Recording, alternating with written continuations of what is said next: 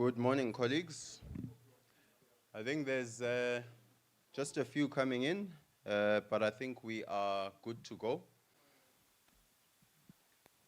All right. Good morning, colleagues. Let me introduce myself. My name is Philani Mthembu from the Institute for Global Dialogue.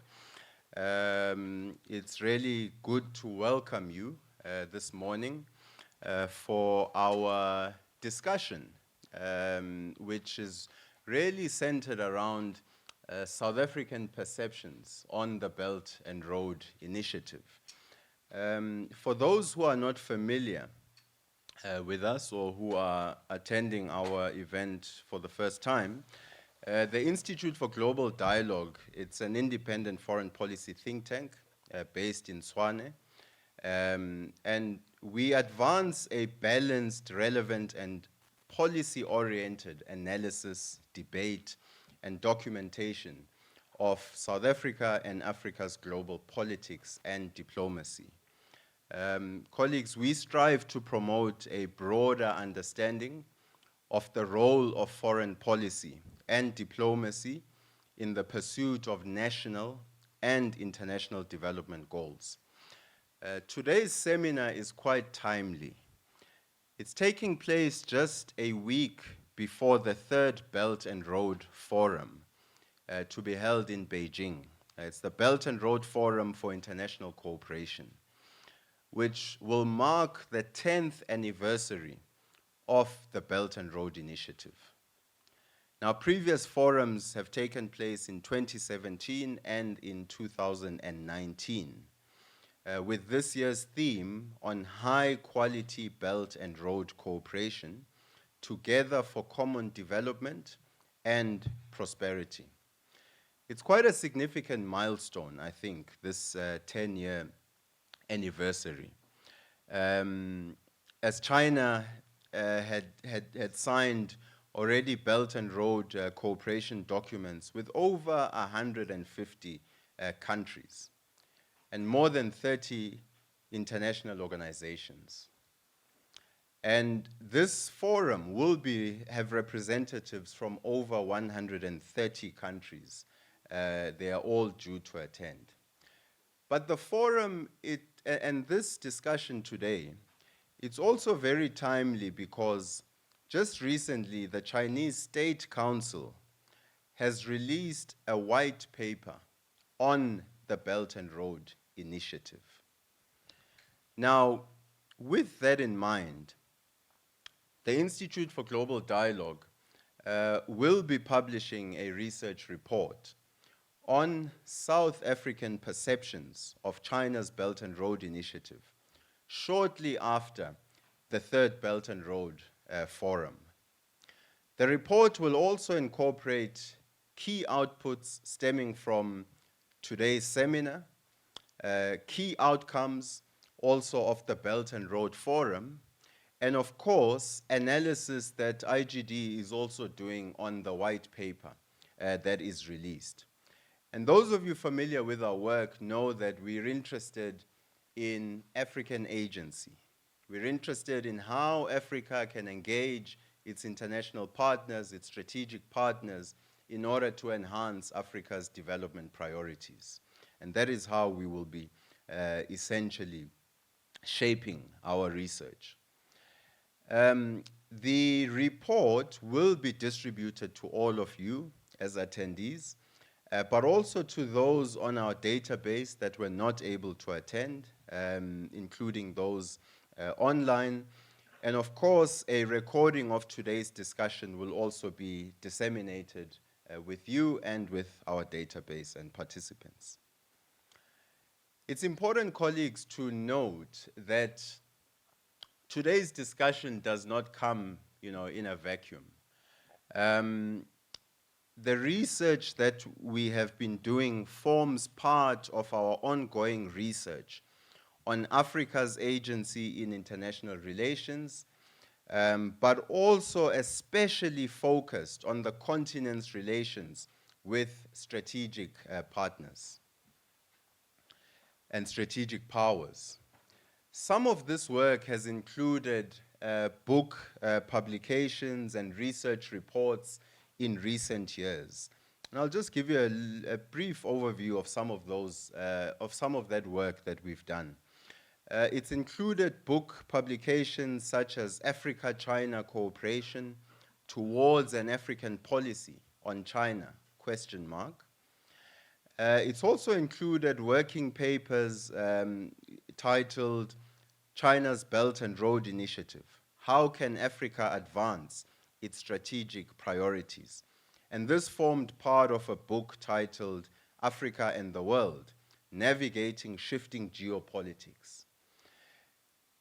We've also published other studies, including comparative analyses on China and India's development cooperation in Africa, the rise of southern powers. And also we've published books titled China, Africa, and South Africa, South-South Cooperation in a Global Era. And in fact, one of the co-editors is here, Professor Garth Shelton. He did it with our former executive director, Professor Garth Lepierre. So what I'm trying to outline, colleagues, is that the Institute have been consistently focusing on Africa's relations with strategic powers, especially China, as it has played a key role on the continent, especially in looking at the continent's development priorities, much of which are also tackling the infrastructure backlogs that we see. This ongoing research that my colleagues have been spearheading is titled South African Perceptions of China's Belt and Road Initiative. And this will form part of the discussion today. But before we invite the colleagues who have been conducting interviews with members in government, with people in the private sector, with labor unions, think tanks, civil society organizations, it's an honor for me to welcome, just to give us a keynote address, to welcome Mr. Li Jigang, who is the Charge d'Affaires at the Embassy of the People's Republic of China in South Africa. And he will give us a keynote address, which will then be followed by a panel discussion on South African perceptions on the Belt and Road Initiative. Mr. Li, the floor is yours.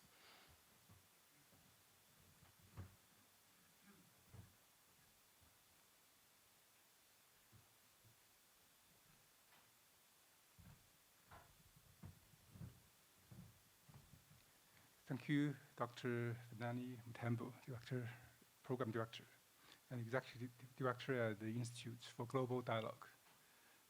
Distinguished guests, ladies and gentlemen, it's my great pleasure to be here to participate in today's seminar on the Belt and Road Initiative. This co-organized by the Institutes of Global Dialogue and the Chinese Embassy in South Africa. Let me extend first the sincere greetings to all of you who care about and support the developments of China-South Africa and China-Africa relations. I thank the Institutes for Global Dialogue for your good efforts in organizing today's event. This year marks the 10th anniversary of when President Xi proposed the Belt and Road Initiative. Over the past decade, under the guidance of the principles of extensive consultation, joint contribution, and shared benefits, the BRI has become the most popular international, arguably one of the most popular international public goods and the largest platform for international cooperation. Over the last decade, China signed Belt and Road cooperation documents with more than 150 countries and 30 international organizations. We all know that the guiding principle of the high-level Belt and Road cooperation, which are extensive consultation, joint contribution, and shared benefits, open, green, and clean cooperation, as well as high-standard cooperation to improve people's lives and promote sustainable development have all been included in the joint communique of the second Belt and Road Forum for International Cooperation. As we know, China is working or developing on a new trajectory that's based on 5 principles. We call that innovation, innovative developments, coordinated developments, green developments, open developments, and inclusive developments. These talents are also included in this Belt and Road Initiative principles. We know that in the past 10 years, Belt and Road Cooperation has produced fruitful results. Our trade in goods with Belt and Road partners increased from $1.04 trillion US dollars to $2.07 trillion US dollars, up by 8% annually on average. The two-way investments reached more than 270 billion US dollars. Over 3,000 cooperation projects have been launched with close to 1 trillion US dollar of total investments, creating more than 400,000 jobs and helping to lift around 40 million people out of poverty along the way. A large number of transport infrastructure projects have been implemented, which injected strong impetus into the development of all Belt and Road Initiative partner countries. We know high-quality Belt and Road cooperation made solid progress. A number of clean, efficient, and quality green energy projects have lit the way for the future development of BRI partners. Livelihood projects also flourished in poverty reduction, agricultural technology, vocational education, and others, effectively improved the lives of people with our Belt and Road partners. China has signed more than 50 documents on ecological and environmental conservation with relevant parties. We launched the initiative of Belt and Road Partnership on green development together with 31 countries. Belt and Road Cooperation has made strong progress in emerging areas such as the digital economy, and the digital Silk Road is becoming a bridge to promote a new type of globalization. As part of the broader blueprint to advance Belt and Road Cooperation, the participation of African countries is undoubtedly one of the brightest highlights. China-Africa cooperation enjoys strong development under the guidance of key principles proposed by President Xi Jinping. This year also marks the 10th anniversary when President Xi Jinping proposed the principle of sincerity, real results, and good faith, amity for China's Africa policy, as well as the principle of pursuing the greater good and shared interests.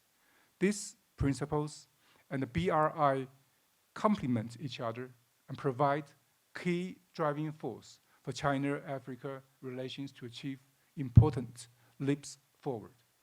A total of 52 African countries and the African Union, of course, signed the Belt and Road Cooperation documents with China. They all received financial, trade, and technical support under this framework. President Xi he chaired 2 forums on China-Africa Cooperation Summits and attended the 8th FOCAC Ministerial Conference virtually in 2021. During the recent BRICS Summit in South Africa, President Xi and President Ramaphosa co-chaired the China-Africa Leaders Dialogue, where he announced the initiative. Actually, it was 3 initiatives. One is the initiative on supporting Africa's industrialization, the plan for China supporting Africa's agricultural modernization, and the plan for China-Africa cooperation on talent development. These major initiatives will go a long way to elevate China-Africa cooperation to new heights. China has contributed to building roads and bridges in Africa to give the continent brand new looks. Since 2013, We have participated in building over 6,000 kilometers of railways, 6,000 kilometers of highways, and over 80 large-scale power facilities in Africa. Today I read on Twitter there was a new project in Democratic Congo, DRC. A new hydropower station was opened and was initiated by the president of the country. A series of landmark projects such as the Mombasa-Nairobi Railway, the Addis Ababa-Djibouti Railway, the #1 national highway in the Republic of the Congo, and the Kafue George Lower Hydropower Station in Zambia, the Lekki Deep Sea Port in Nigeria, as well as the headquarters of the Africa CDC, continue to support, to contribute to African countries' economic and social progress. Chinese companies built more than half of Africa's wireless network sites and high-speed mobile broadband networks.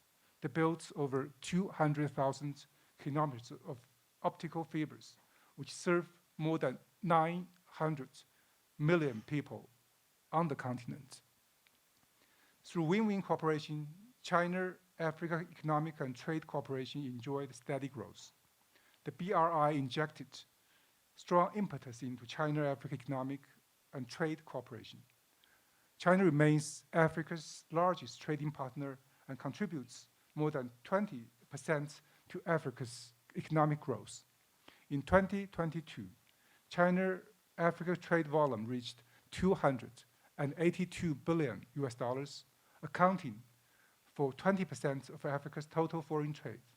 Right now, 21 African countries already enjoy zero tariff arrangements for 98% of products they export to China.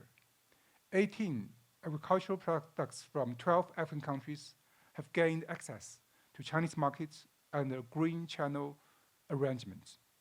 In 2022, China's direct investment in Africa exceeded $47 billion, which is 1.8 times more than that of 2013. Now, there are more than 3,000 Chinese companies doing business in Africa. They cover traditional manufacturing and construction, as well as emerging industries, such as tech and e-commerce. As the African Continental Free Trade Agreements continues to advance, Chinese companies will get more accommodation working in Africa, and that will bring new vitality to China-Africa high-quality cooperation.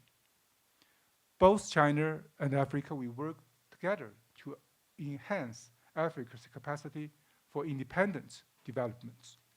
We firmly support African countries in exploring development paths suited to specific national conditions. We cooperated with African countries in poverty reduction and contribute to increasing Africa's agricultural outputs and added value of African agricultural products through skills training and agricultural cooperation. In doing so, we do our share to promote the modernization of Africa's agricultural sector. We have built more than a dozen Luban workshops. Luban, you know, is one of the most famous technicians more than 2,000 years ago. So we built a dozen Luban workshops in Africa. There are quite a few in this country too. That is a strong boost for the development and innovation of vocational education of the continent. China has built 25 economic and trade cooperation zones with Ethiopia, Nigeria, and other African countries. They have all contributed to Africa's industrialization. We have given full play to Africa's abundant hydro, solar, and wind energy resources.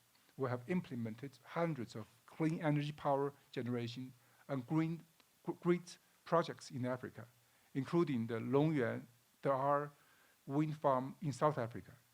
These projects all contributed to Africa's efforts to develop a green economy and reduce energy shortages. South Africa was the first African country to sign an MOU on Belt and Road cooperation with China.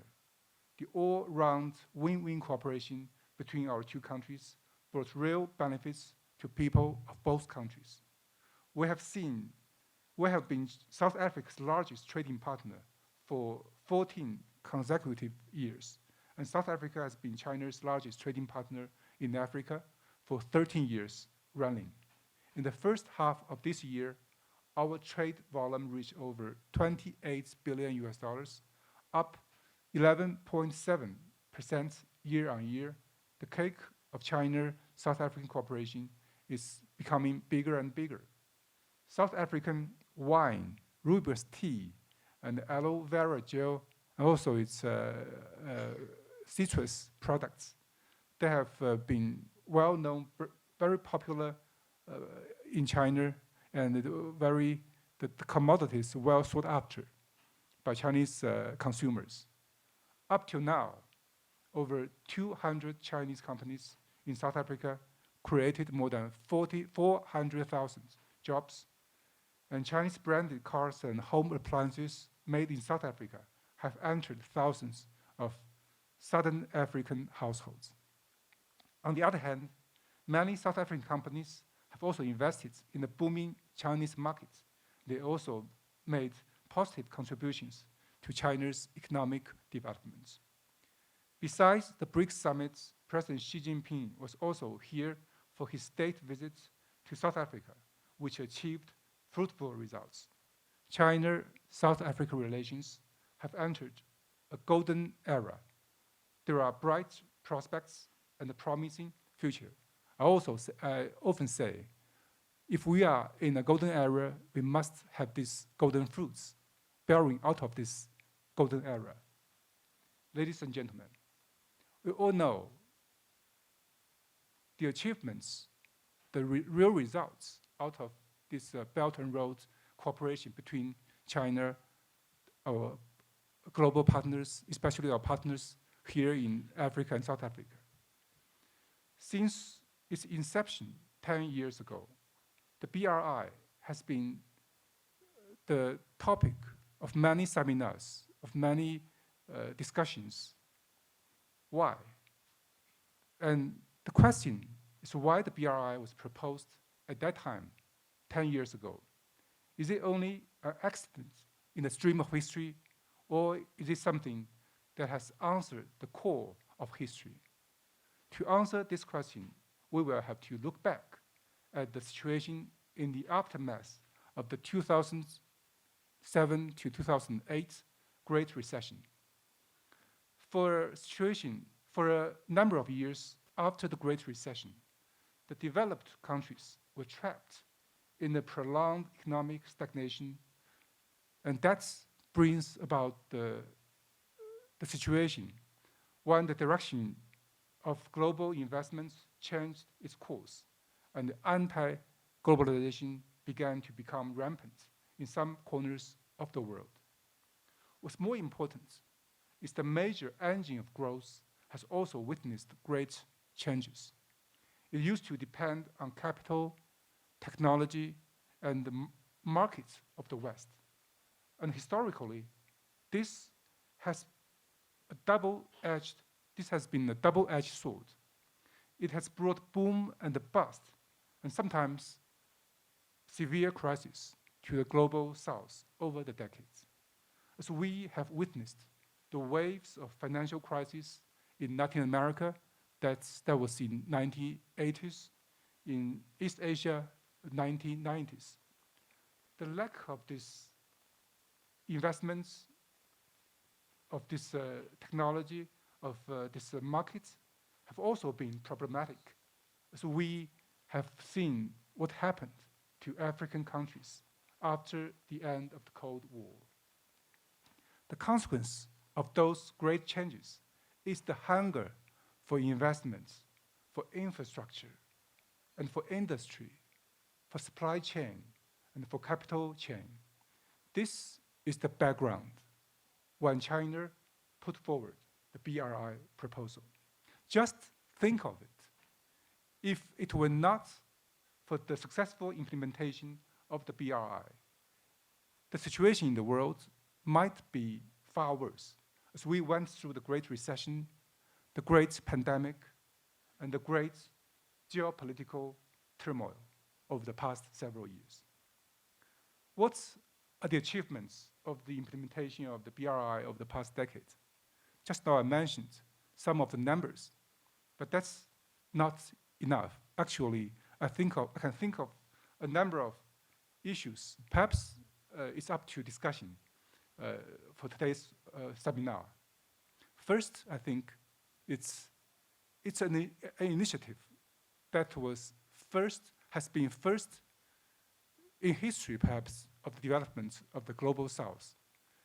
That's up to discussion, up to partnership, up to mutual sharing. So we discuss together, we build together, and we share the benefits of the BRI together. So it's an equal partnership. Second, it has brought about structural transformation to the world economy. For example, on this continent, with Mombasa-Nairobi Railway, the so-called marginalized areas of the continent, of a country, they were brought into the world market because of this railway line. And the so-called periphery of the world market has been, which used to be marginalized, they have been brought into the mainstream of the global economy. The third point I want to make is, with all these new industrial parks, that means industrialization on the continent. If it's not for the first time, at least it's a very fresh start, very fresh beginning for the continent to get industrialized. And the fourth point is, through this cooperation, we and our partners around the world, especially on this continent, we are exploring to reform and to improve the international governance system, the governance institutions. There are three elements that's brought into this cooperation, into this exploration. First is the international rules that was instituted by the global governance institutions. Second is the local customs, the local rules, the local conditions. And the third is our experience, China's experience over the past more than 40 years. We have accumulated. So it's a combination of all. It's a hybrid way of working towards a new development model. The fifth point I want to make is, with this exploration, with this cooperation, we developed new business models. It's not only about infrastructure, it's also about this digital development, about green development, and about this health road. It's not only a road in its hard way, but also it's a digital Silk Road, it's a green Silk Road, and a health Silk Road. The sixth point I want to make is, with BRI cooperation progressing, we have witnessed greater exchanges of people-to-people contact.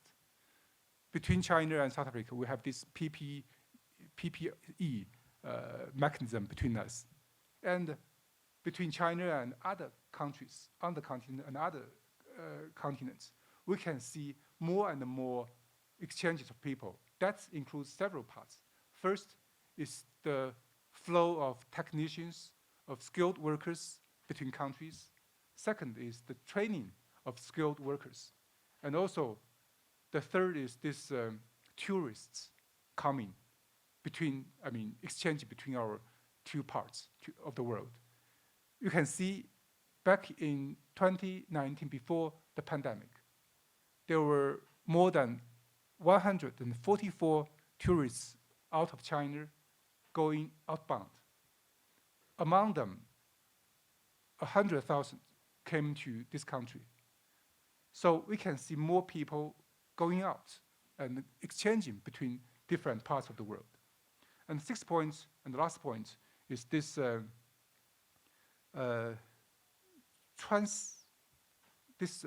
new channels are established, new contact points are established through roads, through ports, through airports. So there are so many things that happening that has facilitated the development of the world. So if we think backwards, if it were not for BRI and initiatives like that, what will happen to the global development, to global economy? Since its inception 10 years ago, the attitudes towards BRI are also varied. There are doubts, there are suspicions, there are also oppositions, but as BRI began to progress, began to bring real results to economic development, to people's livelihoods, it drew more and more attention. And there are parallel programs initiated by other partners around the world. We welcome those initiatives as long as they are here to complement each other. So with already a decade of sound development, the BRI is ready to start anew. In a few days, the third Belt and Road Forum for International Cooperation will be held in Beijing. Representatives of more than 130 countries, including South Africa and other African countries, have already confirmed their participation. We will take this opportunity to sum up our experience and draw up a new blueprint together with the international community. We are ready to work with all partners for further development of high-quality Belt and Road cooperation, to pave a smooth road of common development, and to draw a beautiful picture of green development. We are ready to work with all partners around the world to write a new chapter of the Silk Road era in which countries benefit from each other. Actually, we say we make each other successful. In that way, we'll make ourselves successful. So we are going to make this BRI program, BRI initiative, an initiative for the people, for all the civilizations to appreciate each other and to learn from each other. And thank you all, and I wish today's seminar a great success. Thank you.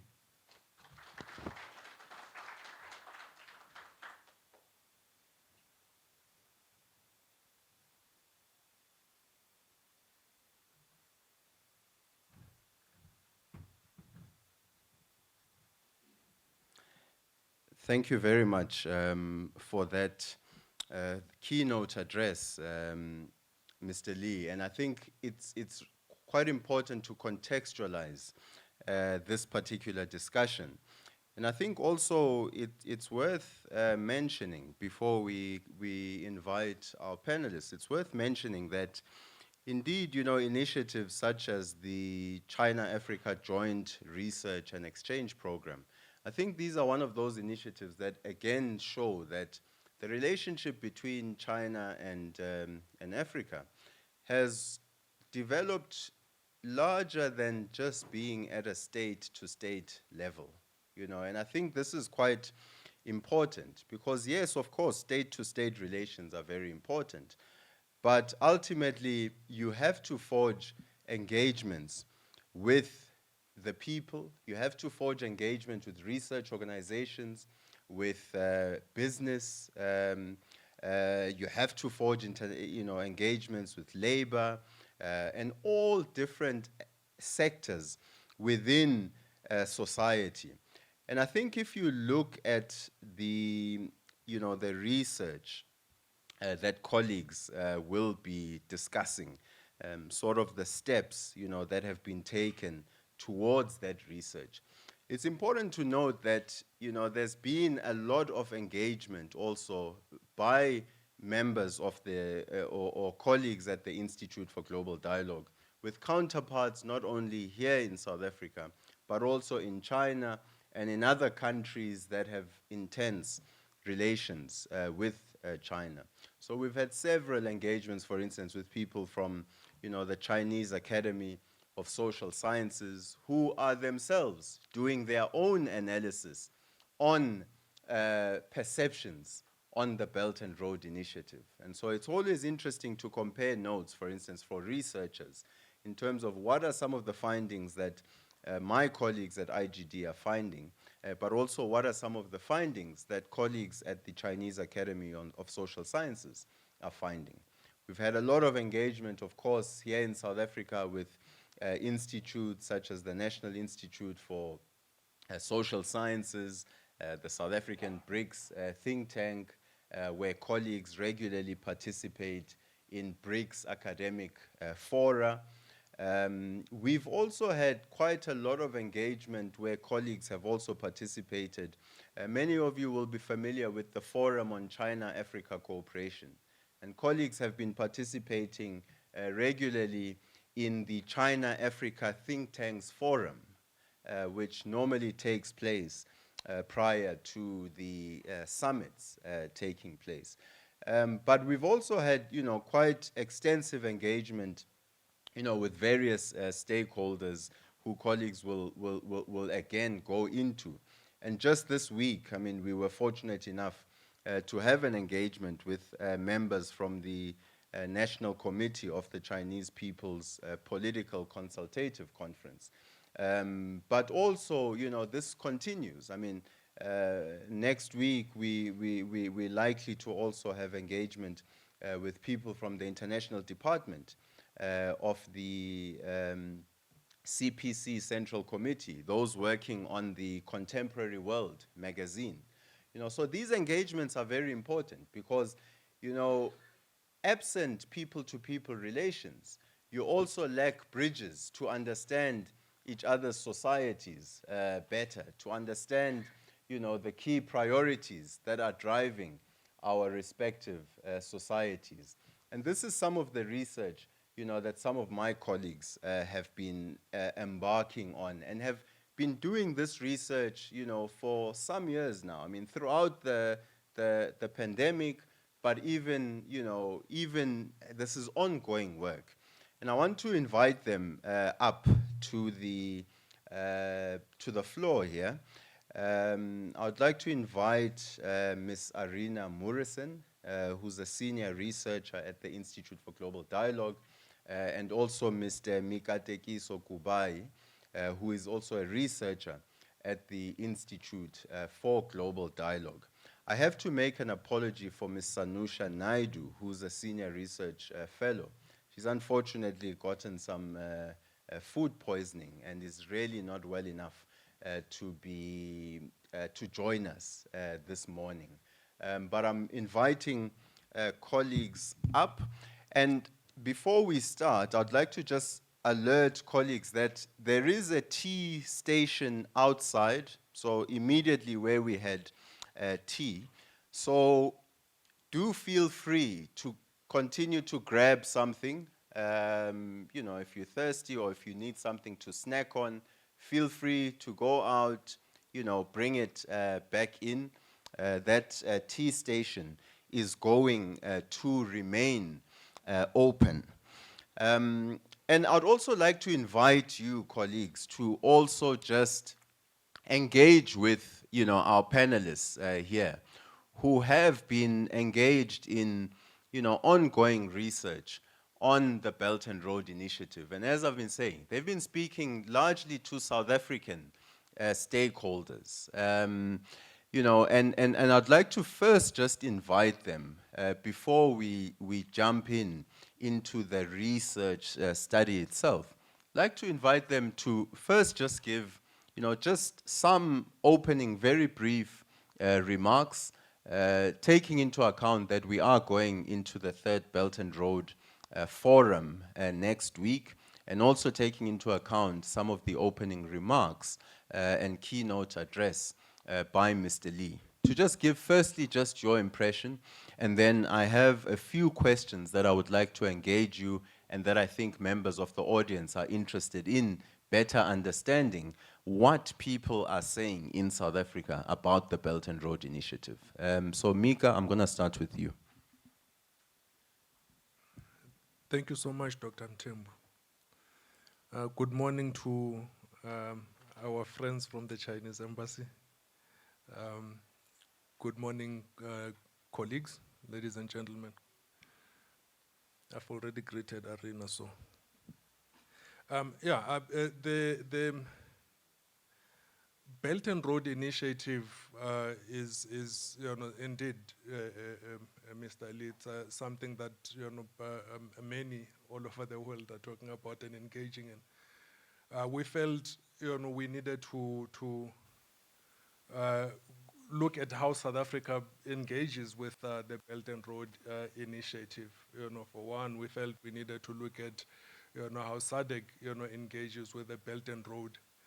We need to look at how Africa engages with the Belt and Road Initiative. And to do that, we had to look at firstly, by getting an understanding of what the Belt and Road is. So we thought, okay, let's dig a little bit, on a little bit of the history of the Belt and Road Initiative, what it aims to achieve, and so on. And of course, would then would be the players that would be leading in the engagements, South Africa's engagements with the Belt and Road Initiative. We took a while. It was we had to speak to a lot of people to try and get a full sense of what perceptions exist out there. On the Belt and Road Initiative. But overall, we find, of course, there are a lot of opportunities, that, exist, for cooperation in the Belt and Road Initiative. And one of the issues, though, would have been, in terms of South Africa's place, and position on the Belt and Road Initiative, where does it fall along, the belt, itself, and whether or not, the particular linkages, that we're talking about, the logistics, linkages, would then, cover whether South Africa has a place in it. It was an interesting, bit of work, and a lot will be covered in that report. Thank you. Thank you so much. Good morning, everyone. It is my absolute pleasure to be here with you today and just share some of the impressions that I've been able to glean over the last few months, over the last few years working on Africa-China issues, and just to reflect quickly on the opening statement and the white paper that was published. I think we're getting closer and closer to defining but also redefining the BRI as it goes through various stages. And what's interesting to see is, consistently you see reference to sincerity, good results, as you have mentioned in your opening statement, but also how the BRI is a Global South initiative, development based on partnership and looking for structural transformation. And immediately, you think that the BRI brings a kind of closer relationship, it will facilitate trade. And when you look at the kind of strategic intent South Africa now needs to navigate the world with, and you look at the China-South Africa relationship just based on trade, because I'm not going to be speaking about trade in the discussion, but when you look at South African exports to China, you have gold, iron ore, platinum, coal, manganese, diamonds. And you look at South African imports from China, you have autos, the top being broadcasting equipment, other IT, etc., some clothing, etc. So you see that this kind of relationship is still skewed, and South Africa still needs to make a number of gains in terms of how it visualizes its position strategically. And moving forward, and this is perhaps a broader reflection to how the BRI actually facilitates South Africa's future, if South Africa was to orient itself like that. And also if we were to locate the BRI in the Continental Free Trade Area, it's really speaking to the non-tariff barriers. And this is perhaps areas that I'm going to go into for what South Africa should see strategically. But in moving to what the white paper really spoke to, the white paper looked at the idea, how it became actionable, vision, how it became reality, how concrete projects were able to stem from this kind of broad ideological departure, and how something can be also a public good. So you have a number of these elements that are welcoming, you know, when you look at these kind of dynamics proposed by the BRI and how they can be shared. But those are just a few of my opening impressions, and yeah, to get into the nitty-gritty of the report and the research. Thanks. No, excellent. And colleagues, I think let's dive into you know, the research processes that you're embarking on. Firstly, you know the audience would not necessarily be familiar with obviously a little bit of the background on the study, but also, you know, why is it important to understand South African perceptions of the Belt and Road Initiative, you know? And also, what methods were you colleagues, you know, employing during the study? And I know you may not be able to sort of divulge, you know, individuals you are speaking to, but I think there would be an appreciation from the audience just to better understand, you know, some of the institutions or the sectors, you know, that you are engaging during this particular study. So Mika, maybe just a little bit on that. Thank you, Dr. Mthembu. Well, we in order to understand, you know, elite perceptions, we have to first, you know, think about, you know, who constitutes that elite, right? You would look at senior representatives of pretty much every sector, you know, of South Africa's, you know, economic reality. We spoke to senior business people, leaders of senior business institutions, organizations. We spoke to senior scholars of business schools, academics, researchers. We spoke to senior representatives of labor, you know, organizations. We spoke to senior representatives of even NEDLEC, for instance, among others.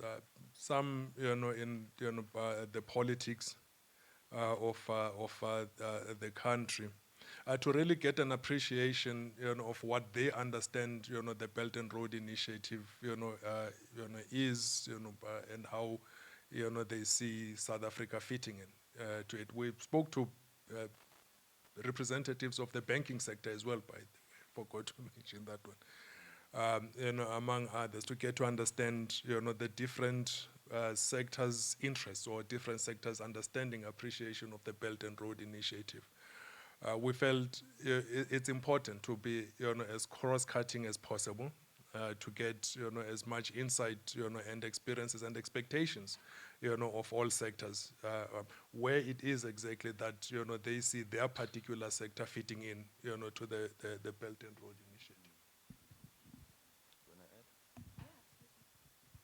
Just to add, so it was semi-structured interviews that we did with various sectors, but a number of questions we also asked. What do you understand by the BRI?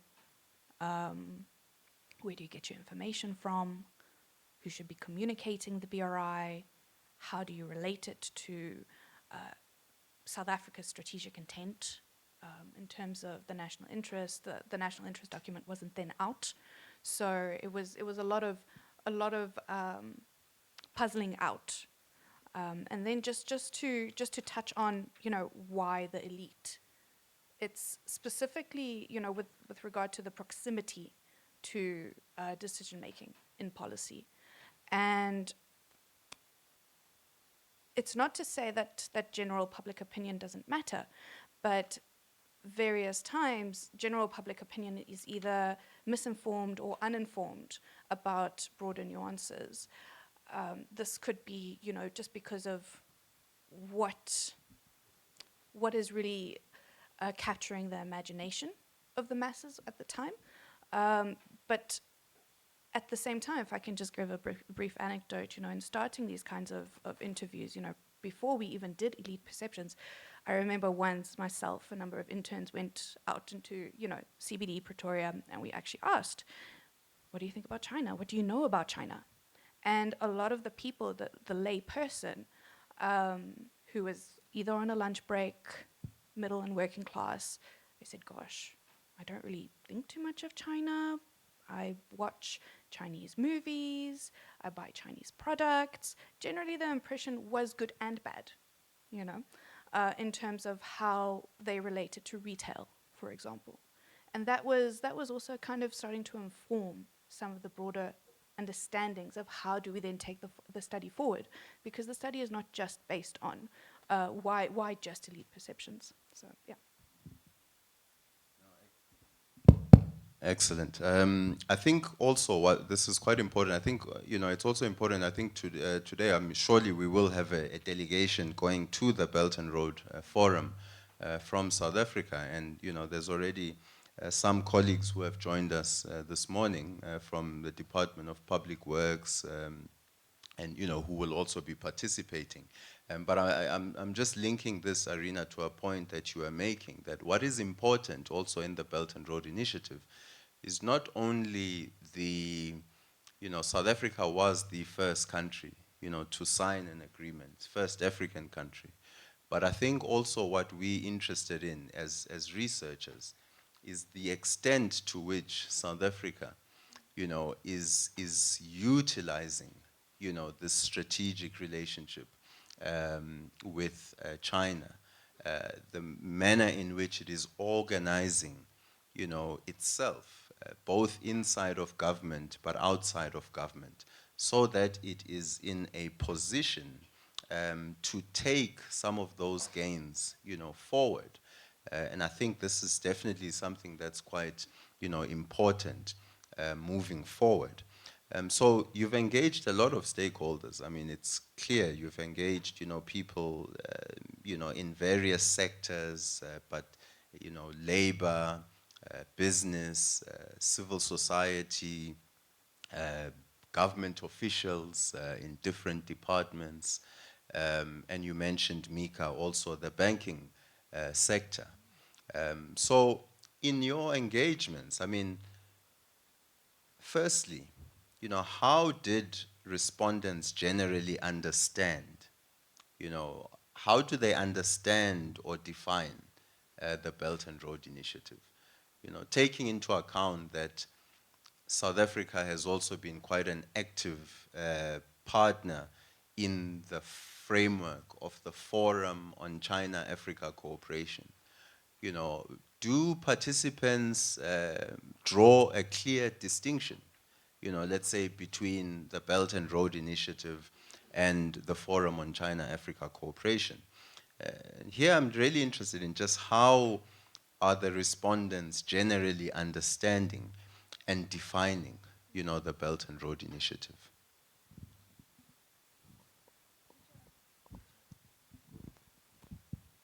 Okay, let me start.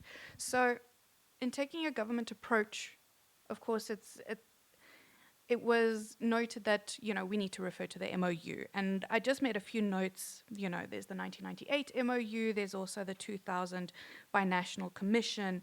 And while the 1998 MOU focused, more on the how do you approach the One China policy, what do you want from the relationship from there? There was talk about pursuing world peace, development, political and economic order, and also how to engage on international fora. So this is really setting the scene. In addition to that, the 2000 Binational Commissions focused more exclusively on cooperating constructively, effectively in the promotion of the new Sino-Africa relationship based on equality, mutual benefit, peace, stability, also across international fora. So here you see that there was a reference to say, well, just look in the MOU. That's what guides the South Africa-China relationship, and that's what really should inform the strategic approach to how South Africa engages. Fine. But then when we go in more depth, I mean, government, I'm sorry to say, what they wanted to talk about was more a romanticized understanding of the BRI. You know, how the One Belt, One Road was a very ancient, very historical sense of talking about history. And perhaps this is really also linking to an appreciation of how China as a partner is able to appreciate history in comparison to other partners. I think that's what they were also trying to gain from this kind of discussion. In addition to that, I mean, other actors from business said, well, we don't really think about China too much. They're not really who we engage predominantly. And what came out was that South African business was very much set in its ways in pursuing an environment that was very friendly to Anglophone-speaking, partners. So there is immense opportunity for growth in this kind of business sense, in this kind of business environment. And then when I've engaged labor, for example, I've engaged civil society, for example, not necessarily as part of the study, but it has a bearing on it, there is intense misunderstanding in terms of what the BRI is, in terms of what China's engagement with South Africa is. And there is a lot of myth-busting that needs to happen in that regard. Mika, do you want to touch on extra bits? I know I didn't speak about the academic side very much. Thanks, Arena. Yes, we did find quite a bit of a misunderstanding of what the Belt and Road Initiative is. In fact, some interviewees did not even know what the Belt and Road Initiative actually is. They didn't. We find, for instance, that in business, as organized business, not much deliberation is happening on the Belt and Road Initiative. But trade with China, is a big topic within those same sectors, but not necessarily the Belt and Road Initiative. And there's a distinction between normal relations with China and relations through the Belt and Road Initiative. They draw that particular distinction. Then there's also the issue of, okay, fine, so you guys are telling us about this Belt and Road Initiative. Okay, why do we not know about it? What is supposed to be happening about it? Does it imply financing of specific projects? And if there's financing for projects required, who is to finance such projects? Is South Africa in need of for instance Chinese financing of particular projects? And for instance, business would tell you that, but we are prepared to engage with projects in the BRI or with China. In fact, we can even finance or at least access finance for whatever projects that we actually need to embark on, particularly infrastructure and the likes. So access to finance is not that a big challenge according to South African business for that. So there are a number of things. Where does South Africa fit? Where does Africa fit? Where do particular sectors fit into the BRI? So a lot of communication is still needed around exactly how the BRI actually works in real terms, in actual layman terms, operational terms at that level. If I can just add, so when we discussed, defining the BRI with participants, some related it to FOCAC, some said, well, it's an umbrella kind of engagement that's also encompassing foreign policy, that's also encompassing a vision of globalization, and FOCAC has something to do with it somewhere along the line. That's what they would really speak to. But what Mika is saying when he says, well, is it about financing? Is it about, we have access to finance? What's interesting was that no one could say for sure if we have a BRI project or not. because the BRI is amorphous and so many things can fit into it and it can be defined so broadly, some said, well, yeah, we definitely have one somewhere. But when speaking with other actors, they would say, no, not necessarily, because funding needs to be designated from a specific source.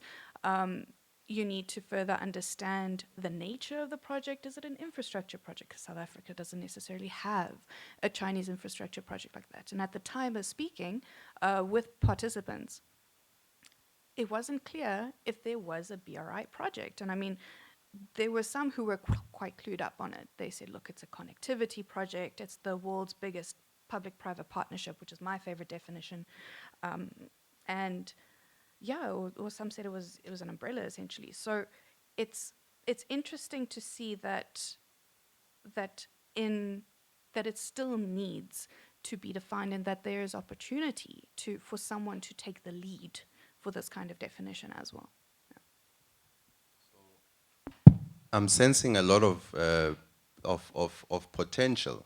10 years down the line, clearly, some of the stakeholders you're engaged with are mostly active, let's say, around, the Forum on China-Africa Cooperation, but they are also active as, in trade and investment with Chinese counterparts. And so when they look at, let's say when you ask them these questions around the Belt and Road Initiative, their experience, like Mika was saying, is more, let's say, at the operational level of trading, looking at economic opportunities. But it's quite interesting what you said, earlier, Arina, around the orientation of the South African economy, towards, we know that South Africa's economy, the largest, investment and trade partners, of course, China is the largest trade partner.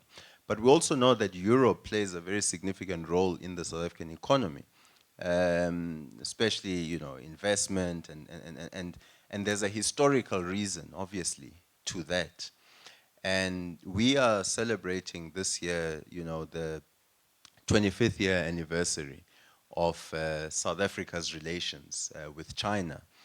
And clearly there have been efforts, to diversify South Africa's trade and investment partnerships. And clearly China represents a very strong, partner in that regard.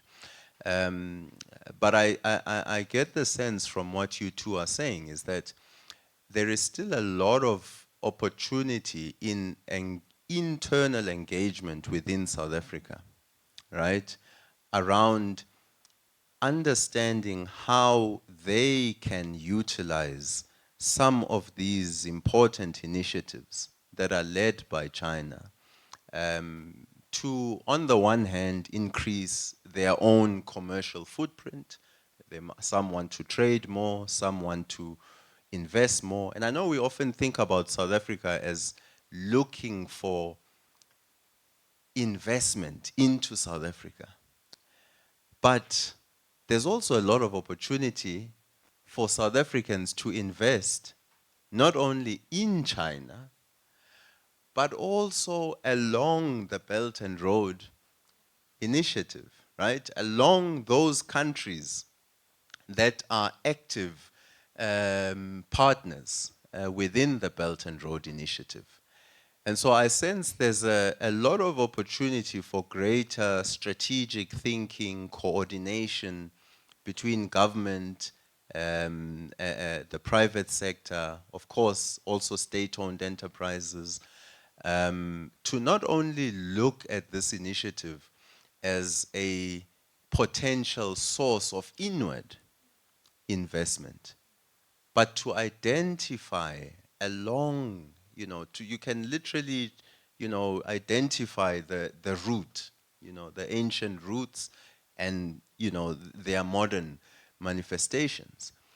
And you can actually track, some of the commitments that have been made, let's say by the Export and Import Bank of China along the Belt and Road Initiative, or China Development Bank. And you can identify economic opportunities along there, for South African investment, outward investment. And so I think this is quite interesting. But there's one thing you also mentioned, colleagues, and I want to ask you this. Where do South African elites receive their information on the Belt and Road Initiative and also on China's role in Africa?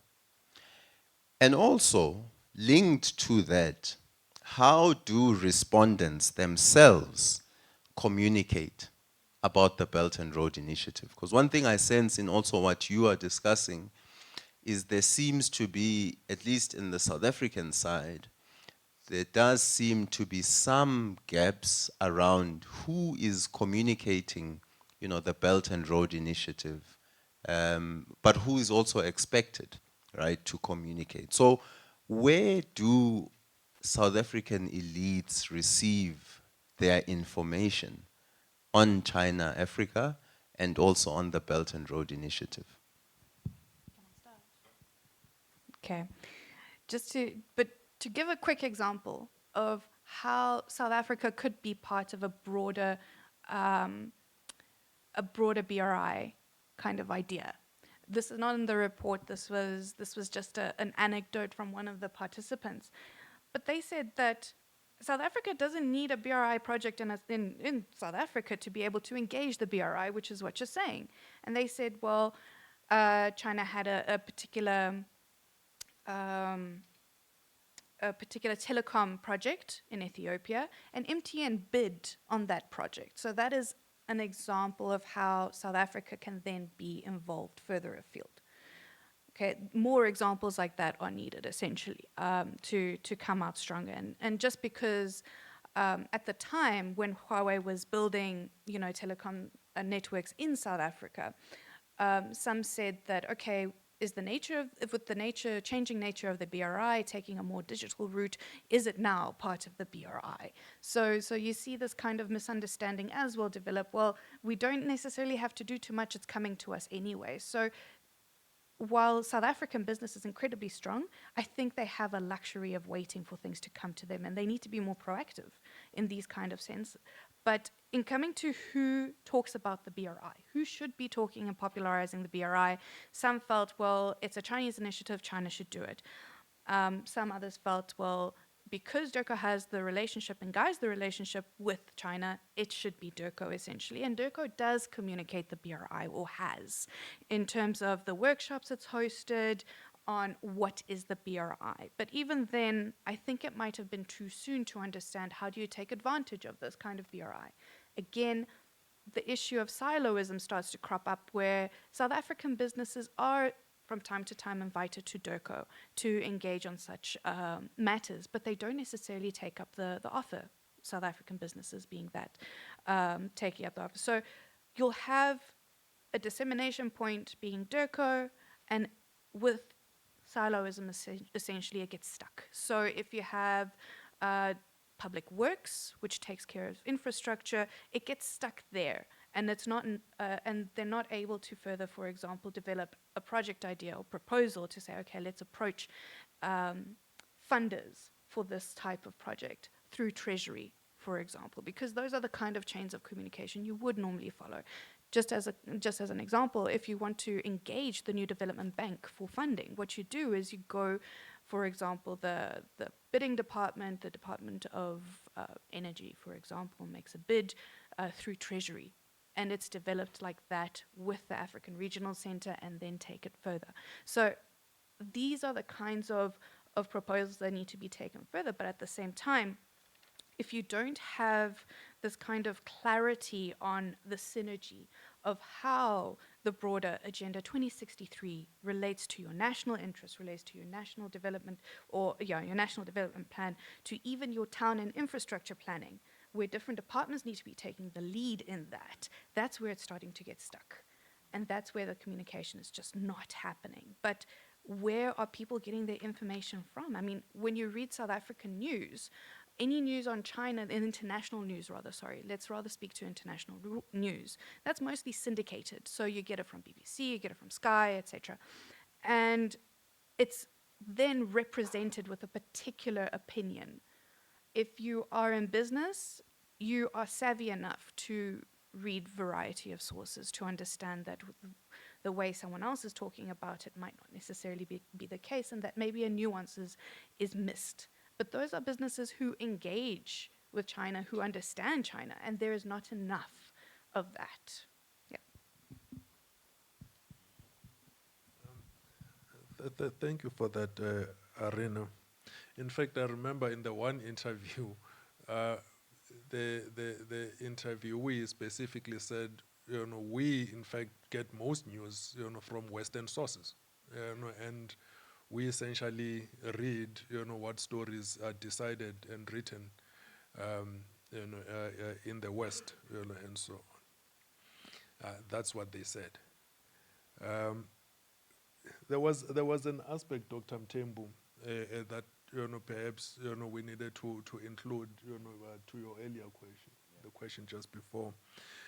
You see, when we looked at defining the Belt and Road Initiative, we ended up breaking it down into several Silk Roads, right? Health Silk Road, ICT Silk Road, even defense Silk Road, for instance, and various areas there, various activities that are taking place, along the under the Belt and Road Initiative, blanket, and we noticed. See, there are a number of opportunities there. For instance, when you talk about your developing regional value chains, for instance, developing, improving access to even global value chains, and so on and so forth. If you look at, we mentioned earlier, the Africa Continental Free Trade Area, and the possibilities of synergies, for the development of regional and global value chains, and so on, are plenty of opportunities, there. But in order to access some of those, going back again to the whole issue of business, well, some not even knowing what the Belt and Road Initiative actually is. They would say, but look, we trade with China, we do business with China, but then we also have a challenge, in that we don't have many people who actually speak Mandarin, to assist, particularly in council. At our embassy, at our points, of facilitation, right? We don't have a lot of people who understand, Chinese rules, Chinese, regulations, Chinese law, or even Chinese culture, to help facilitate, the exploration and just the engagement, with Chinese business, let alone projects, in the BRI. So there's a big need there, particularly for young people who are interested in this line of work, to study Mandarin, for instance, to study Chinese law, Chinese culture. Exchange is there because the country actually does need it. Business does, need this particularly scarce skill. Then there's also the challenge of where the leadership comes from, around the engagement in BRI projects. Does the country actually have a plan for it? For the engagement, in the BRI project. If there's a plan for it, what is it, for that, so that there can be an actual engagement, with such a plan. Then there's the issue of how once you're involved in particular projects, BRI projects, how then do you manage them? Do we have the contract, project managers sufficiently skilled and capacitated, and in large number, for the various projects that they are, to be able to manage? And this more so on the continent than even in SA, because a lot of the interviewees were saying, but hang on, we have a governance structure that is well set, it works very, very well, but we do business on the continent as well, and we find that things are not quite the same. There are many challenges, that are needed from a contract negotiation point of view, contract management, project management. There are still many challenges. Governance, tax systems and services, revenue collection, all a whole host of challenges along the governance frameworks. So business still has a bit of a difficult time in engaging some of the projects, and firstly starting with the less than adequate communication about what is out there, what is available, and who can do what or who should do what, to then the most tangible coal face operational stuff. So it's a bit difficult. A lot of engagement. You're right. A lot of engagement is still required there. A lot of improvement can still be made there. Very good, colleagues. I think this is really quite insightful. You mentioned the very tangible aspects, skills, right? You mentioned the personnel. It sounds to me like, we also, as researchers, I think it will be very interesting for us to even do a mapping of, South African students who have studied in China, what they have studied, what language skills do they have, and how these individuals, could be better linked, for instance, to the purposes of the South African government, and the South African state, how these individuals could be, some of them are being utilized, but I think it is an impression that we generally get in the research areas, that we have a lot of underutilized talent, right? And I remember, I've asked myself this at times, and also through, living at some point in China for a few months, engaging with, our missions there, and I think there's definitely, this initiative, it's now, yes, China leads, and China initiated the Belt and Road Initiative in 2013. But when you've got, over 150 cooperation,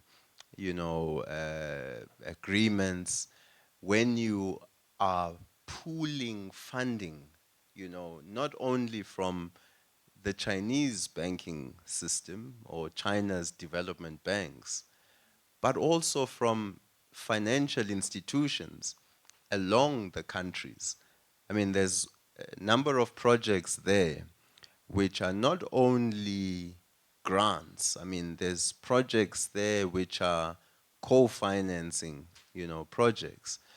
And I think, we're sitting at the 10-year anniversary.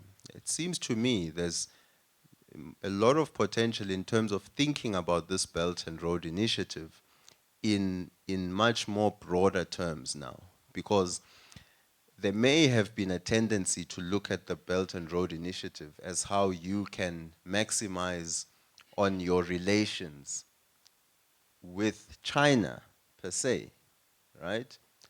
But if you think about all those 150 countries, if all of those countries are only looking at how they maximize their relations with China, they're missing on cooperation with the other 150, countries that are implementing projects in their countries, in their regions. So, in a time where where unfortunately, the energy of the world is consumed by conflict, here we are talking about a development initiative, You know, we're talking about refocusing the world's energy not on conflict, but on development, you know, and addressing, you know, at times the root causes of conflict in certain regions, you know. So, you know, from your sort of impressions, it becomes quite clear that there's a lot more opportunity, even for institutes like ours, to engage with members in business, to engage with the labor unions, to engage with, you know, civil society actors, but also with different government departments, you know, to bring together, for instance, you know, our own research, you know, on the Belt and Road Initiative, on Africa's relations with China, but then to go into more specifics around the strategic need for how South Africa can then reorient itself towards maximizing on those opportunities.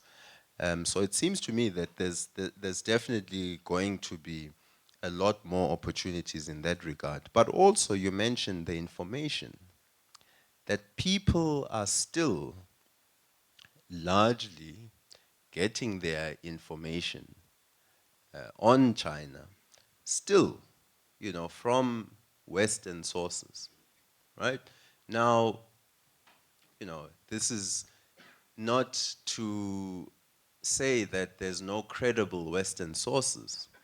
You know, you know, you know, most of us have spent a bit of time also in Europe. We know that, and also spend time in China. And we know that there are certain countries in Europe that have been investing in the type of skills that you speak of, right? Of having people that are fluent in Chinese, that are living in China, understand the culture, but are able to identify opportunities also for European countries. But certainly if that is your main source of information, you know, there is um, a certain disadvantage there. I mean, the optimum position would be to be generating more information from South African and from African sources in terms of their engagement with China.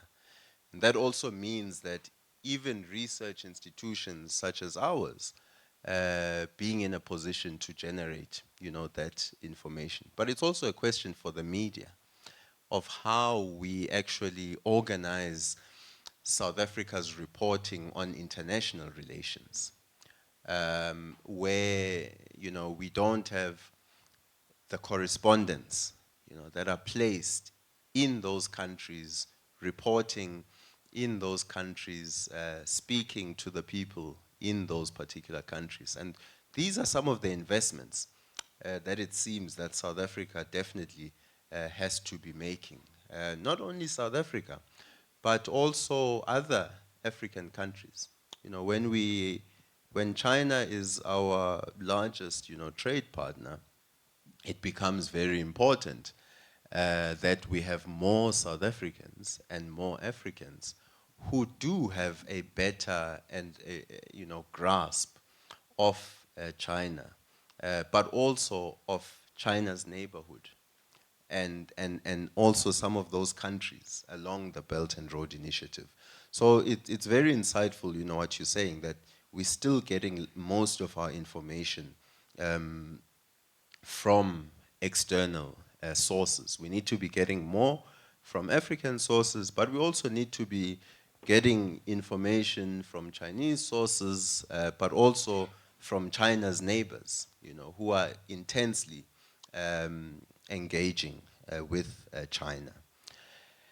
This brings me to the operational elements, colleagues. And by the way, colleagues, if you're already having, you know, sort of questions and comments, just, you know, grab my attention somehow.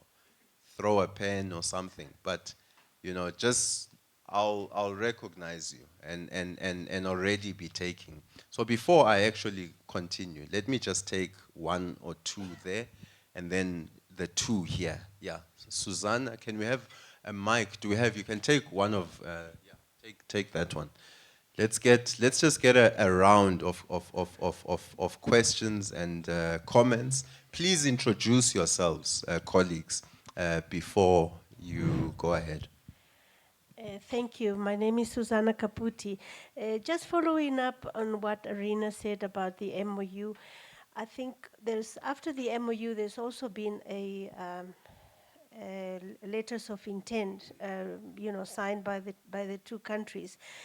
And I think first things first, I think after the letter of intent signed, I think there is still the need to sign agreements of bilateral cooperation in order to implement, any sort of, actual concrete scenarios. In order to basically to continue the synergy within the BRI and the South Africa's economic reconstruction and recovery plan, which is the ERRP frameworks that very cleverly the government has basically put in front to the BRI. And I think this is a very, the government departments of the two sides of the two countries must continue their communication and to facilitate mutual cooperation. So basically what it means is that South Africa has presented its own plan, which then will have to match the other one. And I think that it's a very, a clever way to do it. So both countries, must sign, obviously, after that, a cooperation plan. I'm not saying agreement, I'm saying plan. Under the BRI and the ERRP frameworks, following the MOU in a bid to benefit people of two countries. That's my take, on the general situation at the moment. Thank you. Thank you, Susanna. Can we get just behind you, yes? Daryl Swanepoel, Inclusive Society Institute. Just a comment on the comment and then question. Just a comment on the two-way trade and investment. We always talk about the mismatch in we sending raw materials out and bringing finished goods back, which is something that needs to get attention. But we always seem to forget in that equation our investments in China, and that is actually quite significant. If one considers Naspers' investment in Tencent, for example, has turned it into the largest participant in the Johannesburg Stock Exchange. In fact, 13.2% of the Johannesburg Stock Exchange is represented by Naspers, mainly because of its investment in China. We also forget that Discovery Health has a 25% stake in its Pan Health, Ping An health insurance in China, which is significantly growing the fortunes of Discovery. So that balances the relationship to a large extent. The second thing, this is a question. I still do not quite understand the differentiation from a Chinese perspective, what the Chinese objectives with FOCAC and Belt and Road. What is the differentiation between the objectives? For example, the wind or the solar farm investment in the Northern Cape. Is that a FOCAC project? Is that a Belt and Road project? Is this not a duplication of effort? Should one not look maybe at synchronizing the work of FOCAC and the Belt and Road? Then to your specific comment now on are these countries of the Belt and Road looking at how they can maximize their advantage with their relationship with China? Should they not also be looking at their opportunities within the Belt and Road? And that speaks to the institutional arrangements of the Belt and Road. And I can almost guarantee you, ask anybody in this audience, what are these institutional arrangements? Nobody would know, including myself, okay? Is the Belt and Road driven by China? And they are doing all the work behind it, the background work. If you're wanting to say it must be a bigger mutual, then we need to look at how those institutional arrangements need to be developed. Thank you very much. Excellent.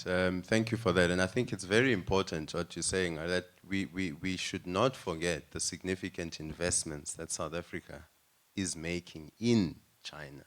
This is very, very important. And that's why I think, broadly speaking, it's why at times we make the mistake of, in our, especially the economic elements of our international relations, of thinking only in terms of attracting, foreign direct investment, which is very important.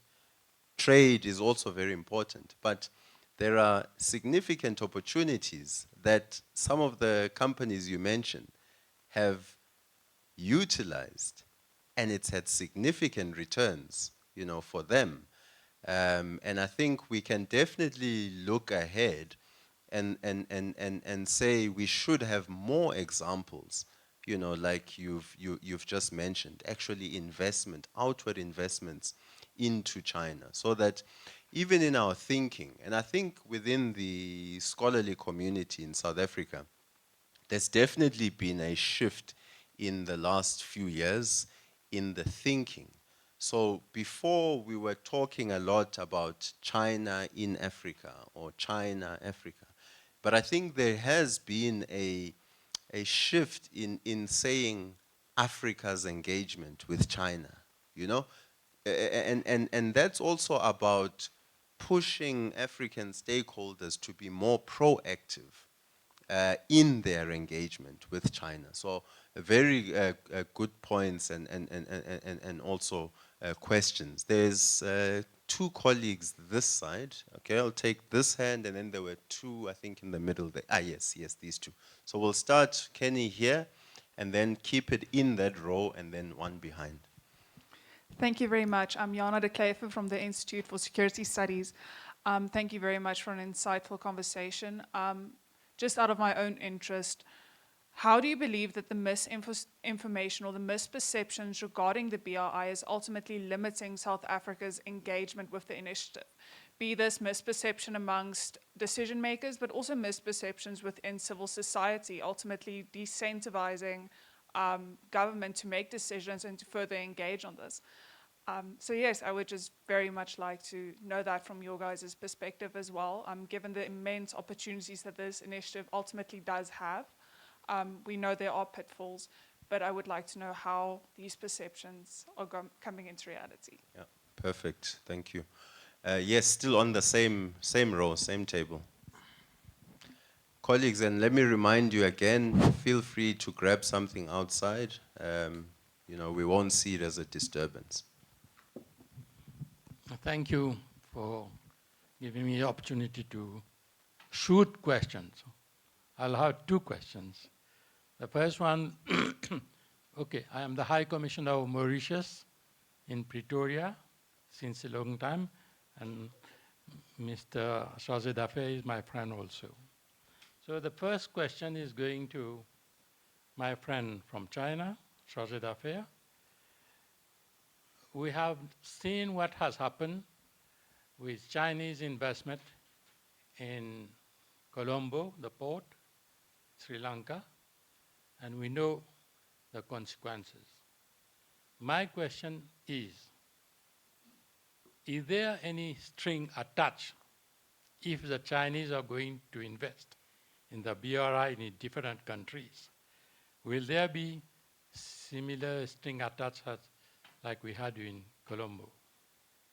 This is my first question to my friend from Chinese embassy. Second question will go to all of you, maybe the panel and anyone who can reply. Recently we have seen at the G20, Prime Minister Modi proposed another route from India to Europe. And we know it will pass the Arabian Sea, go through Saudi Arabia, and then go to Eastern Europe. Now, we have one from China, the old Silk Road, and now there is a proposal for another one lower than below the Himalayas, starting from India, going to Europe. So my question is, is there any conflict between these two roads, although they are miles apart? Or is it a sort of, I know, not conflict, but now a friendly arrangement for these two different routes to go to Europe? And what will be these consequences of these roads? Thank you, Chair. And I think there's also another initiative between India and Japan. India, Japan, which is also trying to engage more with Africa, right? Yes. Sure. Okay. No, perfect. No, that's well noted. Yes, the last question. Thank you so much. My name is Sabir Ibrahim, consultant. I don't know whether you had some interviews with some stakeholders, as you mentioned. What is the negative perceptions of those entrepreneurs about the belt itself or the project itself? Thank you. I think that's fine for the first round. You know, it's maybe just a brief comment on my side, and then hand it over to our panelists. One thing I think that's quite interesting, I mean, you know, Ambassador mentioned, you know, the initiatives also by India, and of course India, Japan. There's also initiatives that were being proposed by the Europeans, the EU, but also the US is also increasingly seeing that there is indeed a gap when it comes to its own role in the provision of infrastructure, but also just broader connectivity, because it's important that we don't limit the Belt and Road Initiative to only hard infrastructure. You know, we're also talking soft infrastructure, digital infrastructure, and it's quite clear that if there's one positive thing that the initiation of the Belt and Road Initiative has done is to really wake up, you know, key development partners in the world about the importance, you know, of the provision of sustainable infrastructure, but also about the cost of financing. You know, the cost of financing is a major issue, especially on the African continent. You know, so, you know, often there's this, you know, sort of discourse, right, around debt or debt trap, you know, diplomacy, that type of a narrative. Now, we must take into account that the continent needs more finance. So it actually needs more access to credit. But it needs, it also needs to look at the financing mechanisms. And one of the things that, you know, China has been, you know, very good at, especially since, you know, since many of us started looking at, you know, China-Africa relations. I spent my PhD just sort of looking at the different financing streams, trying to distinguish between what constitutes what we might call traditional development cooperation at very concessional rates, at times interest-free loans, you know, low interest loans. You know, I spent a lot of time looking at which are the institutes, you know, which are the lending institutes, what are the terms, but what constitutes more commercially driven financing and what is more concessional financing. And but there's also a lot of tools, like there's export credits, there's buyer's credits, that are being extended. And I think at times, both from a research side, but also from official, government sides, at times we conflate all of these tools, all of these financing tools. And I think we are much better placed when we understand each of those tools, the conditions they have and so on and so forth. Then you're much better able to have fundable, workable projects, but that can be, repaid. So, we know that when we look at Africa's, debt profile, for instance, much of that debt is in the hands of private hands, private institutions. So yes, we can't escape the reality that all of these initiatives take place within a broader geopolitical landscape. At times there are efforts to discredit, these initiatives by some partners, or to, if not discredit, but just to poke holes, and sow some doubt. But for us as researchers, it's important for that we're able to sort of block off the noise and really understand really what is happening, empirically, and how based on that you can then forge partnerships that are indeed win-win partnerships. And then just lastly, I think from the African side, with all these initiatives, whether it's from India or whether it's from Japan or whether it's the US or the European Union, I think Africans welcome all these initiatives. I mean, this is a huge continent with development backlogs. And we actually, I mean, a number of stakeholders you speak to along the continent, they do not want to be placed in a position where they are supposed to choose, between China and the US or Europe, and all these initiatives are welcome. And that's why I'm saying one of the positives that this initiative has had, and Mr. Lee mentioned this earlier, is that if we are to put a hypothetical scenario of where we would be in the absence of, the Belt and Road Initiative, this 1 trillion, that has been extended throughout. I mean, this initiative came shortly after the global financial crisis. And so it has had an impact, in developing countries. Even though at times, you sort of distinguishing between your FOCAC and your Belt and Road Initiative. But I do think the FOCAC is certainly, in institution-wise, is certainly more set. You've got a body in FOCAC that's monitoring all of the commitments, and that is reporting on the progress of all of those commitments.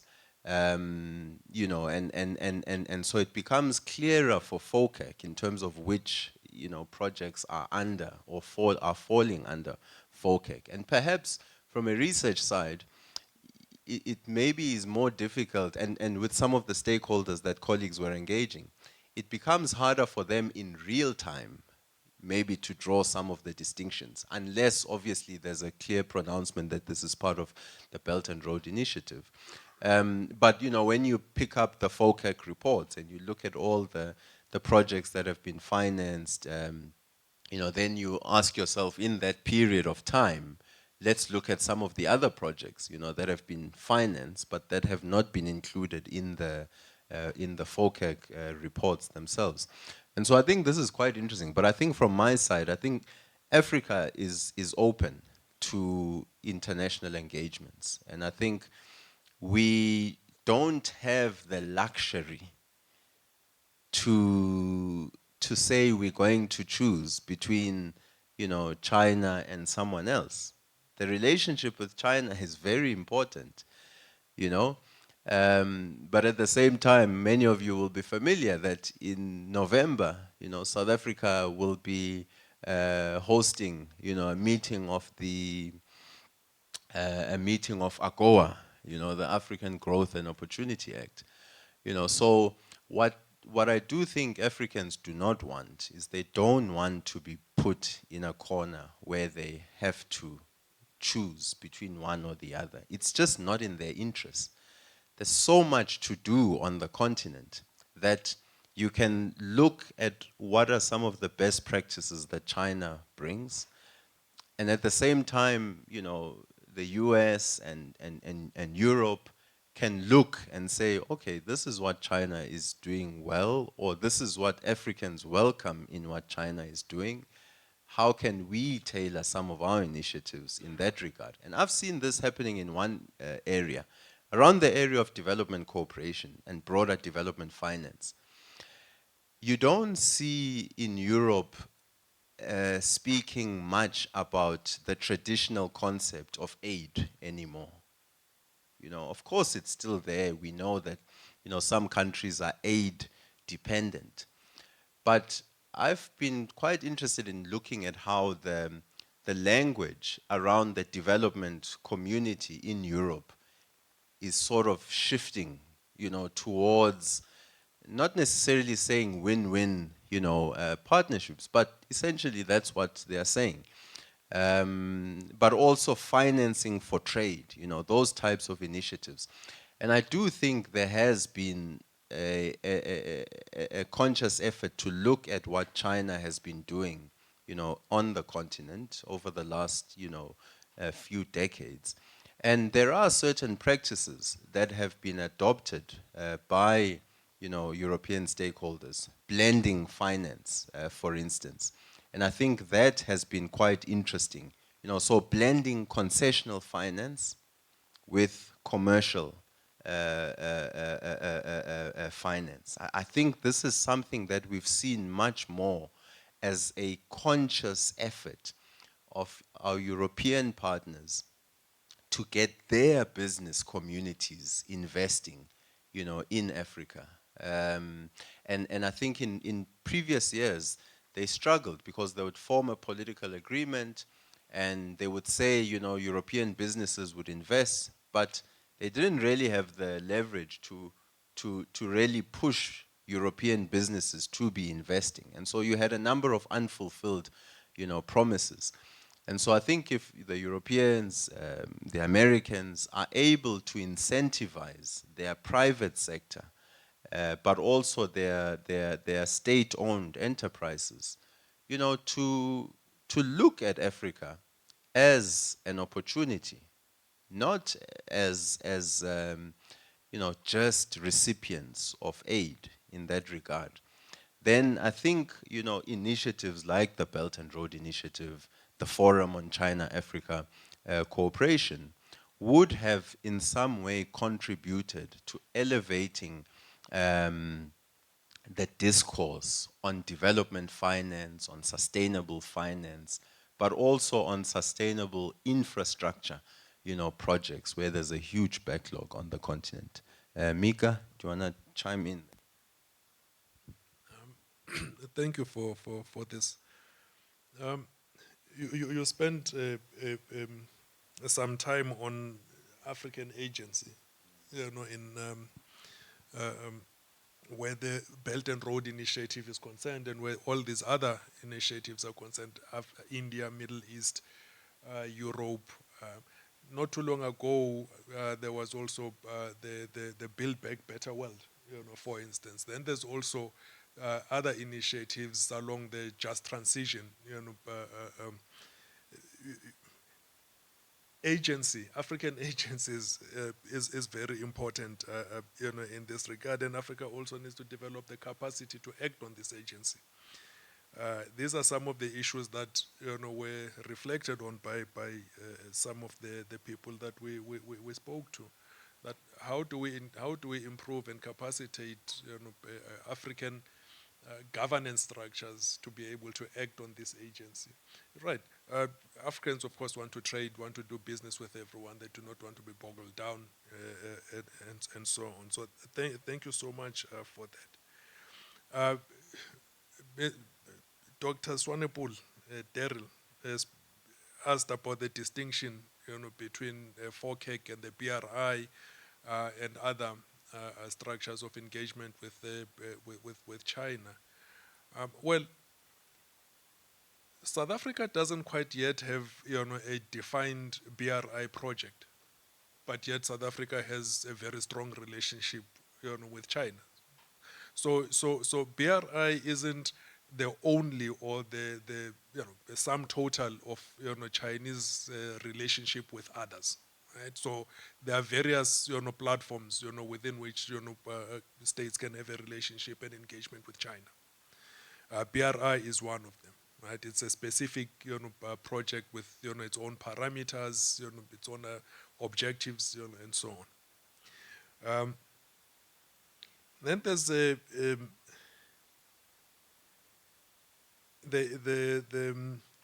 negative perceptions that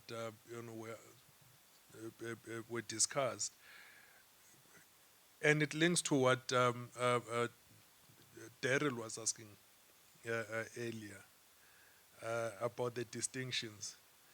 A lot of the people we spoke to also did not draw that distinction between the BRI, FOCAC, and others. In fact, they didn't know very much about the BRI. In terms of their perceptions of doing business with China, right? That was something else. I mean, they are actually quite positive on doing business with China.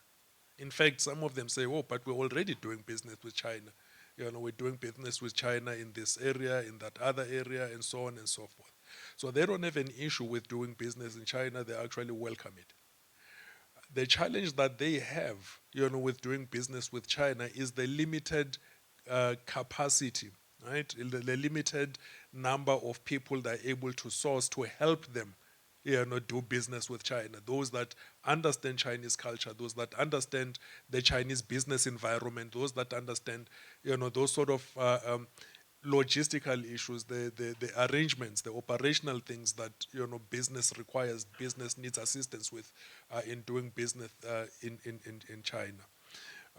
So the perceptions are actually quite positive with regards to doing business with China. There's no perception, for instance, of a threat, of China doing business with China. In fact, South African business seem to be quite comfortable. They say to us, but we can do business with China. We don't need Chinese money. We can actually use our own money to invest in a project with China, for instance. We can do this and that, with China.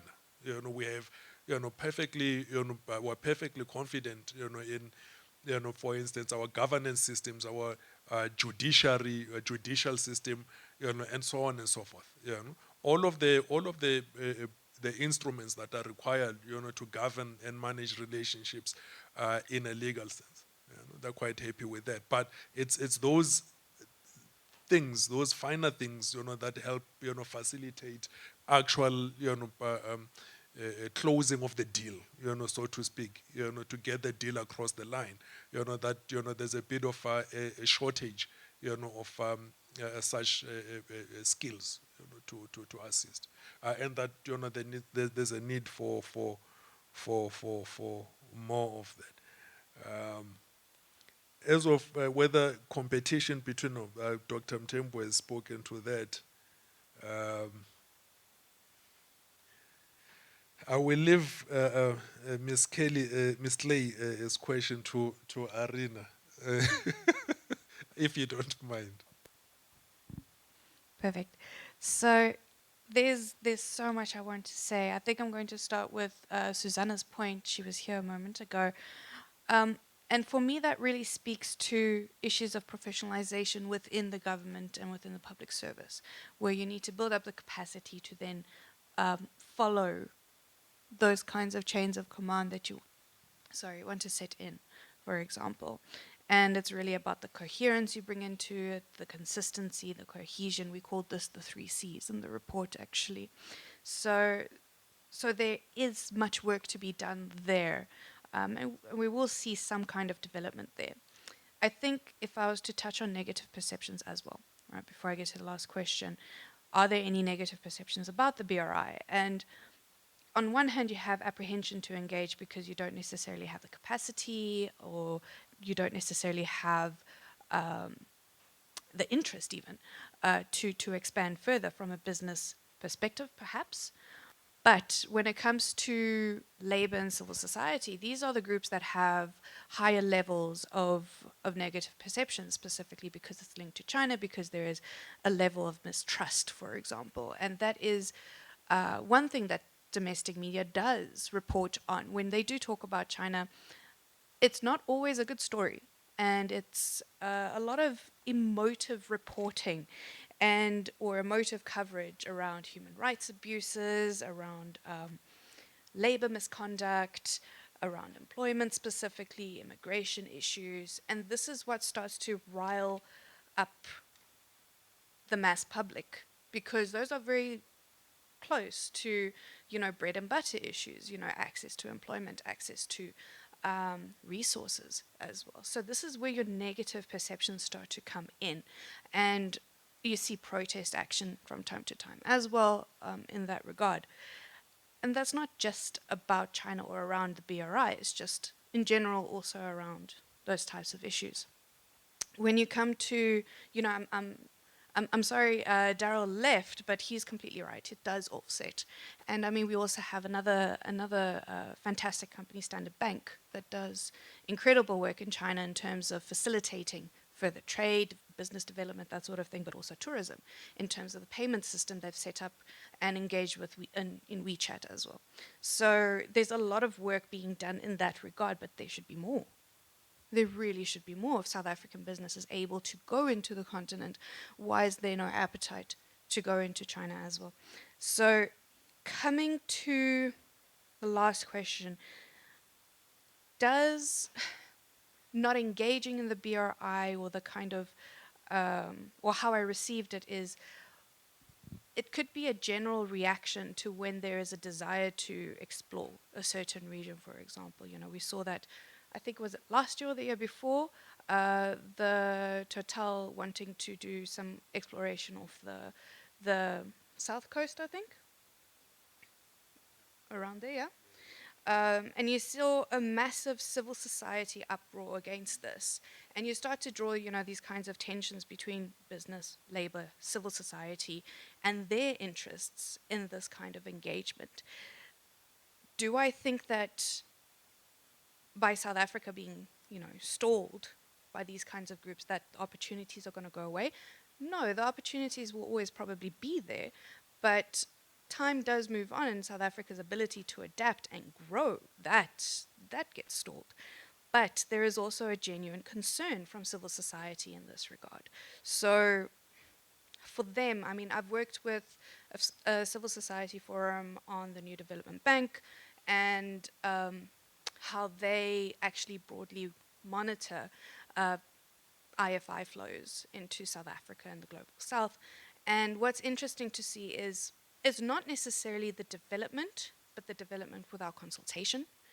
And the issues around corruption specifically. For example, there was a loan taken from the NDB for Eskom scrubbers in Lephalale, and not only are those scrubbers not there, you know, where has the money gone? It's been dispersed. Not only are the scrubbers not there, but there are communities that are suffering.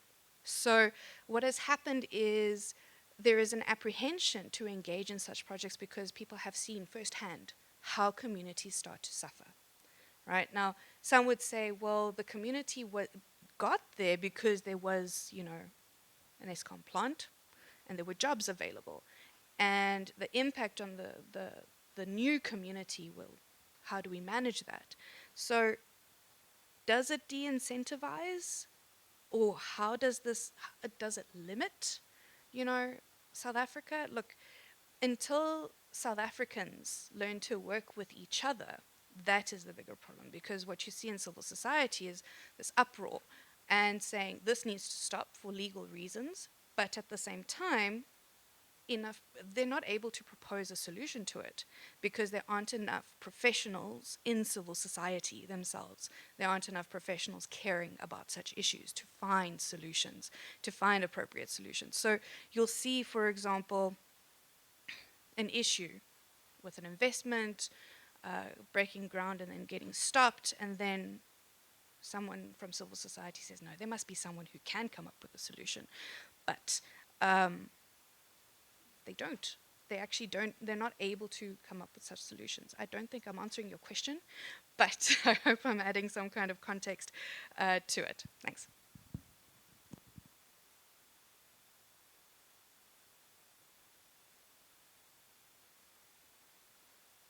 I'll also take a question right here. Where's the mic? Yeah, just here in the front. And also here.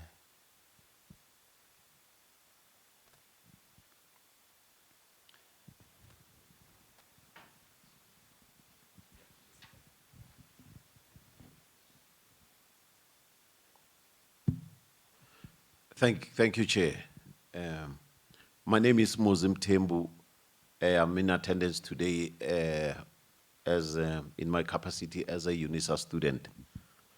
Let me first thank the IGD and the panelists for the sterling work that they are doing, and also providing this platform in order to allow us opportunity to engage on these complex issues, and in most particular the BRI initiative. My question would be, in order to understand the extent of the sampling that was done for the purpose of this research, my curiosity is to understand the views of the political parties in particular as an important stakeholder in our society, what their views would be, if any, regarding their understanding of this concept of BRI in the context of our relationship with China. And also my question also would be what was established in terms of the views or perceptions of the government as another key stakeholder, most importantly at national, at provincial and local government, if so was the research design and sampling was able to identify. And also lastly, to understand the impact of any projects that are currently being implemented, if any, under the BRI. That would be important for us to understand what that impact is in order to ascertain the extent of this intervention in our complex developmental challenges. Thank you, Jay. Thank you. There's also a question right here in the front. And, you noted the different spheres of government in that question. And I think I'm also encouraged that I've seen more, including for this discussion. We receive contact from the various, we've obviously know that, cities and provincial governments are playing an increasing role in international relations. And, we've seen a lot of interest from, for instance, the various offices of the different premiers, whether it's Gauteng, whether it's Northwest, Limpopo, Mpumalanga, who are very interested in understanding, for instance, this study, but also how it can impact, some of their work. So, we're seeing definitely a lot more interest, not only at the national level, to understand the Belt and Road Initiative and broadly speaking, engagement with China, but we're seeing from cities and provincial offices who want to have a better understanding of the Belt and Road Initiative. Yes. Thanks. My name's Lerato Hai. This is a question for my Chinese counterparts. Do you feel that as South Africans we are taking enough advantage of the opportunities that the BRI is presenting in comparison to other major African economies like Kenya, Nigeria, Egypt, and Ethiopia? I understand we're a far more infrastructurally better and financially developed country, comparatively speaking, but that does not mean we are by far the best performers in the room. And as you've heard all of the very many critiques and or just, I guess, comments, both from the private sector and also from students, there's quite a variance, but the one thing I see that's quite consistent is people don't really know what the BRI is or what it does. And sure, it's only been 10 years. I mean, it's been in 2013, but in the immediate sense, from what you've just heard, what do you think you're going to do other than a mass information and communications drive about really making it a bit more tangible and for that messaging to resonate at private and even at public level? Thank you, colleagues. I think we are into our last 15 minutes. We wanted to finish at 1:45, but I think we can push it a little bit to 12, because I still also want our colleagues up front here to also give us an idea of even what comes next, you know, after this particular study. And before we actually close, I would want to give our colleagues at the embassy, you know, just a final word to be able to respond also to just some of their questions, but also just their, you know, even to touch on other elements that may not have been touched on in the discussion. Colleagues, let me hand over to you. Particularly to this question that was raised here about the different layers of government. Yeah. I think so. From my side, when I've engaged, for example, local government or rather cities under the South Africa and the World Project, which is something I manage, and seeing what kind of work is engaged upon. It's usually around the SDG agenda, it's usually around boosting trade with specific partners. It's not necessarily looking to China, for example. But when you look at the context of policy makers, when you look at the context of proximity to what it means to be an elite in South Africa, while there is a role to play, I'm sorry to say this, they're not elite enough. So while South Africa does have a multi-party democracy, the views from other political parties, we've seen a little bit more in terms of the viewpoints on internationalism and international relations develop a little bit more, but they're still incredibly limited in terms of how countries perceive, or how, political parties perceive South Africa's international relations. This needs considerable work, and the ANC actually has the longest tradition of engaging in international relations. Specifically, you know, this is linked to the history of apartheid and the liberation struggle, but in terms of the development of thought, a lot more thought needs to go into how opposition parties, how other political parties want to engage the international environment, and there are very parochial views being expressed at the moment. So when we go into a coalition government, you know, some say, well, I'm saying when we go into a coalition government with my crystal ball gazing, when you look at this kind of future South Africa in coalitions, and how South Africa's international relations are going to be then pursued, there's still going to be a lot of continuity, but a lot of stalling, perhaps, in new partnerships reached or in the development of partnerships. So I think that's going to be a major thing holding them back. And at the moment, or at the time of doing the study, it was focusing on who has access to make an impact on this kind of relationship. But to also just touch on Lorato's point on who should be doing the messaging, perhaps, I still think that South Africans best understand South Africans and how to actually come up with ideas that suit a South African palate.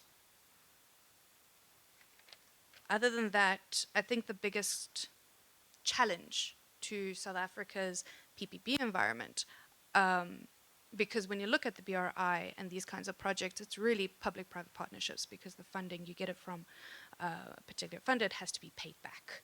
And it's in cooperation with a public actor as well, even if the funding is private, for example. So when you look at the PPP environment here, what's incredible to note is how much more soft infrastructure is needed in South Africa. But soft infrastructure doesn't make you any money, especially infrastructure that is open to the public, that is not privatized. And this is the bigger challenge. And South Africans probably need to do a lot more creative thinking in terms of how they can leverage this to find a strategic way of linking, to the national interest, because this is way up there. Thanks. Yeah, I think just the one issue on the sampling. It was purposive, right? Yeah, because we first consulted the literature when we started the project to see what is it that is being said by those that actually know the BRI. We checked what is happening in media about the BRI. And there was always that suspicion that there is not enough, but we had to find out, right? That there was not enough knowledge about the BRI, and we had to find out. And when you look at the nature of the Belt and Road Initiative and what is involved, the most likely people to engage with the BRI are people in particular sectors, right? And we targeted those, and we knew that, okay, fine, you would have senior elites, that would, have the most potential for influence and that sort of thing. And even the potential to actually communicate what the BRI is, as well, whether or not they're actually involved in the project, in the BRI themselves or not, right? But would be able to disseminate some information, to others, right? We spoke to people in government, we spoke to people, in business, we spoke to people in civil society, we spoke to people in academia, a quite, a wide range, of elites, for this particular study, and we gathered what we did. Just a cheeky one. I wonder if these elites know they are elites that you are engaging. But I think it's quite important that these engagements, and what this shows me is that we need, and I have to agree with Arina there. I have to agree with her. When she says that South Africa has to drive its own communication and messaging, especially in an environment, and you mentioned different political parties. What we've, done now as an organization, we've got a long tradition of engaging with the ANC's international relations. But we've also been engaging opposition parties. So some of our work, for instance, we work with the Portfolio Committee on International Relations in Cape Town. And the Portfolio Committee on International Relations has different political parties. And through that, we've been actually engaging the different political parties. We've been engaging them on South Africa's National Interest Framework document, because we see it as an opportunity to in an increasingly competitive political landscape, it's very important that across the political lines, there is some degree of convergence when it comes to national development priorities and when it comes to our international relations. You know, if you have a hypothetical, coalition government or a complete change of government, and in fact, we are experiencing changes in government at different levels, at provincial levels, at city levels.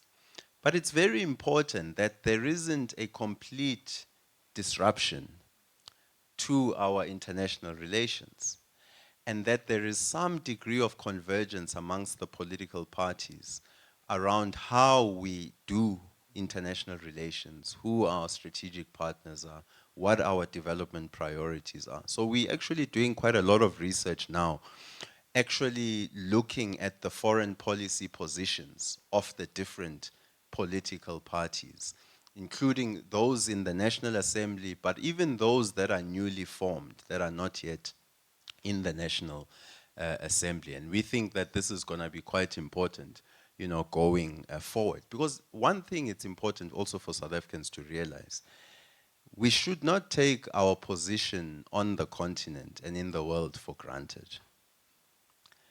We shouldn't think that because we have the sophisticated economy, quite diversified, good infrastructure, we should not take that for granted as a guarantee for our strong role on the continent and in the international landscape. So we should consistently work to maintain it, but also obviously to take the interests of our partners on the continent forward.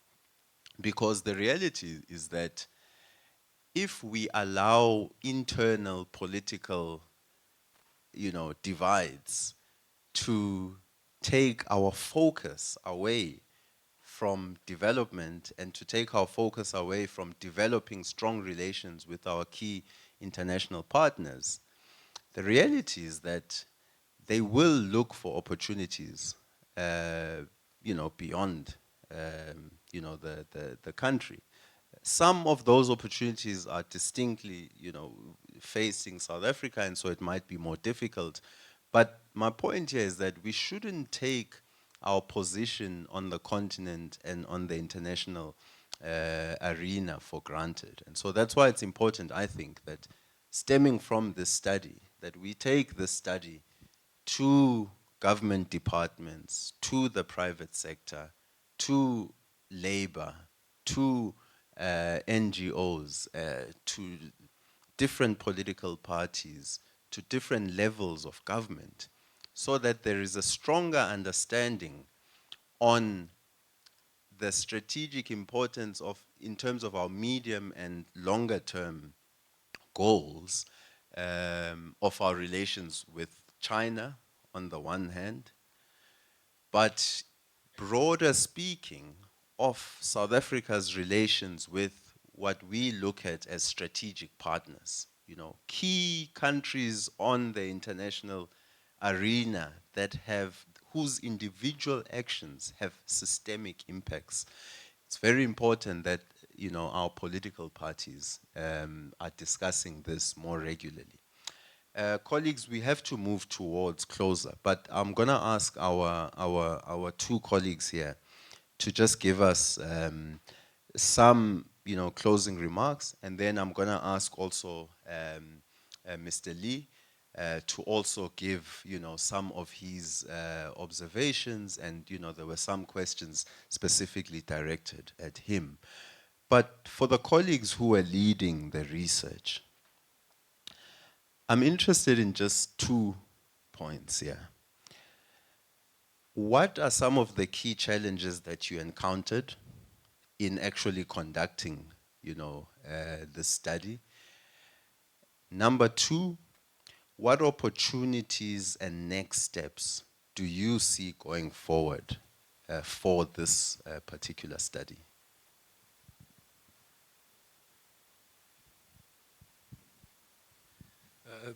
Thank you, Dr. Mthembu. Well, for me, one of the more difficult, challenge, has been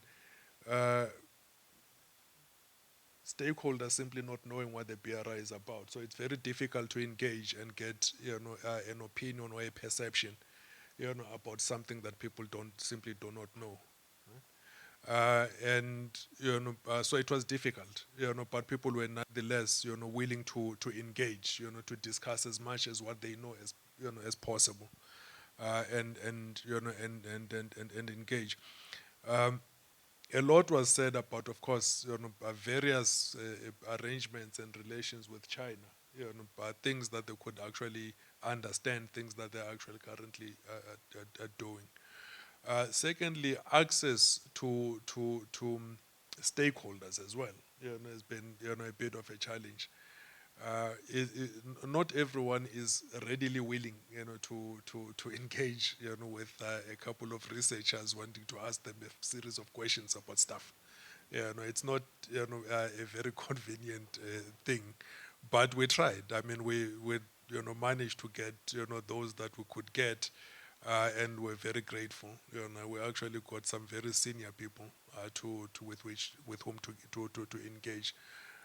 So it wasn't smooth sailing. It wasn't very easy, and also getting some data, would be another, bit of a challenge.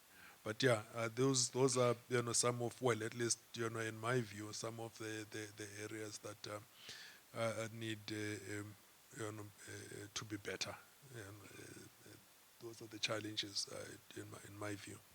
Thank you. Just as an anecdote, I remember one of the participants saying, to access documentation specifically, it's like government sometimes keeps it in its pocket, takes it out, looks at it, and then puts it back in.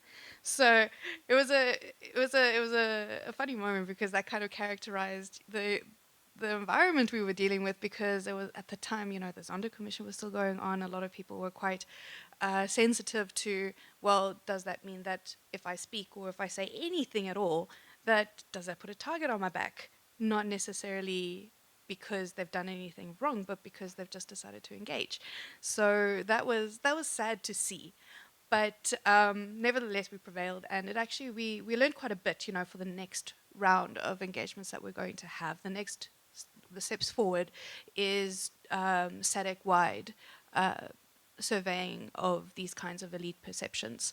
So that is, possibly going to incorporate a little bit of a mapping of what BRI, projects have been engaged on in SADC, and then, of course, how the perception is changing. Because for us, we can all talk about, we don't really know what the definition is, but for us, the definition actually doesn't really matter. It's the reaction to how people change their behavior in relation to the definition and how it goes forward, and how we can gauge choices in that regard going forward. So that is what we're going to be looking forward to over the next year. And look, this also forms part of our wider South African perception studies that we're doing, which is also linked to South Africa and the world. Next year, we're going to be also embarking on a nationwide perception of international relations, surveying all South Africans, across all provinces, to see what their interests actually are, what they really think of international relations. And the last time a study like this was done was 2011, 2013, around about then. So it's about time we did another one. But yeah, thank you for coming and having a listen today. Thanks.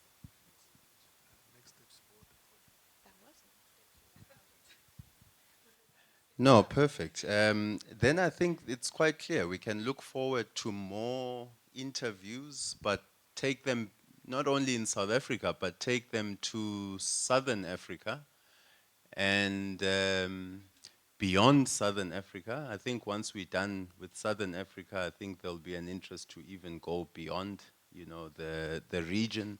So I think it will be quite interesting, definitely, to keep engaging in this regard.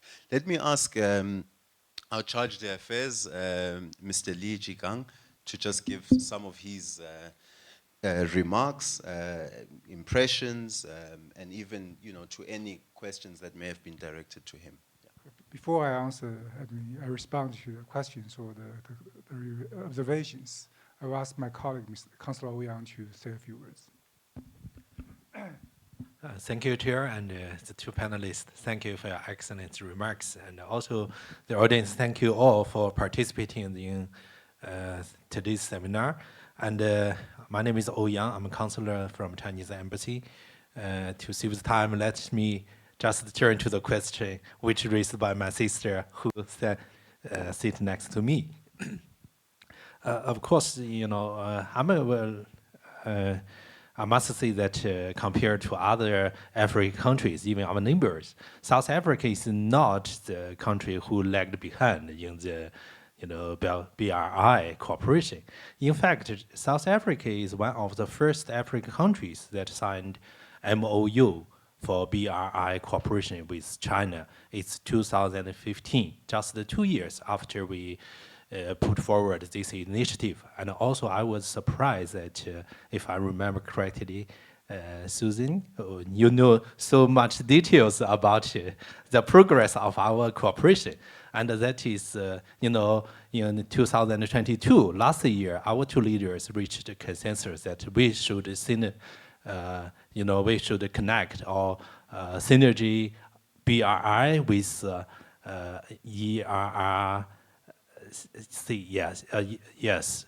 And also during our present state visit to South Africa this year, who also came to attend the BRIC summit, our two countries signed the letter of intent for BRI cooperation. Of course, I can't agree more with you that, when we Chinese talking about cooperation, we are not just give the declaration, we give the action plans, just like FOCAC. And I agree with you that next step, we should sign the cooperation plan, for example, for our two strategic, that will cover the concrete cooperation in every field, which will be also helpful. So I must say, sister, that South Africa is in the state-to-state level.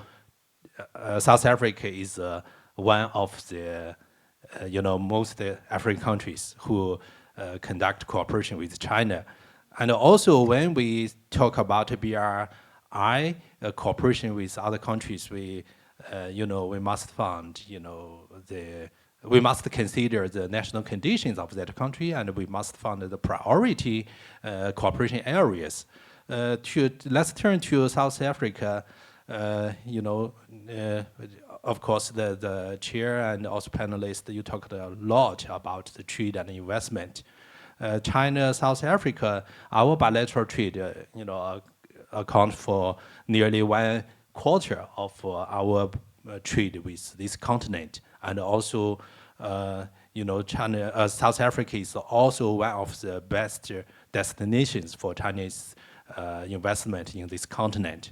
And also many Chinese companies who set their regional headquarters in South Africa.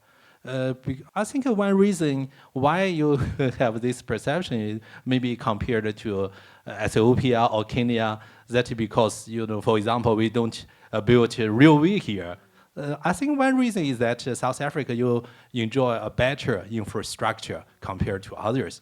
And also, we are talking about some infrastructure with the South African government. For example, the small port, also the Mofokeng Dam, and also some other projects. And also, we are, conducting some other items or projects. For example, the new energy, which suits the energy transition just and translation, that is the strategy of South Africa government.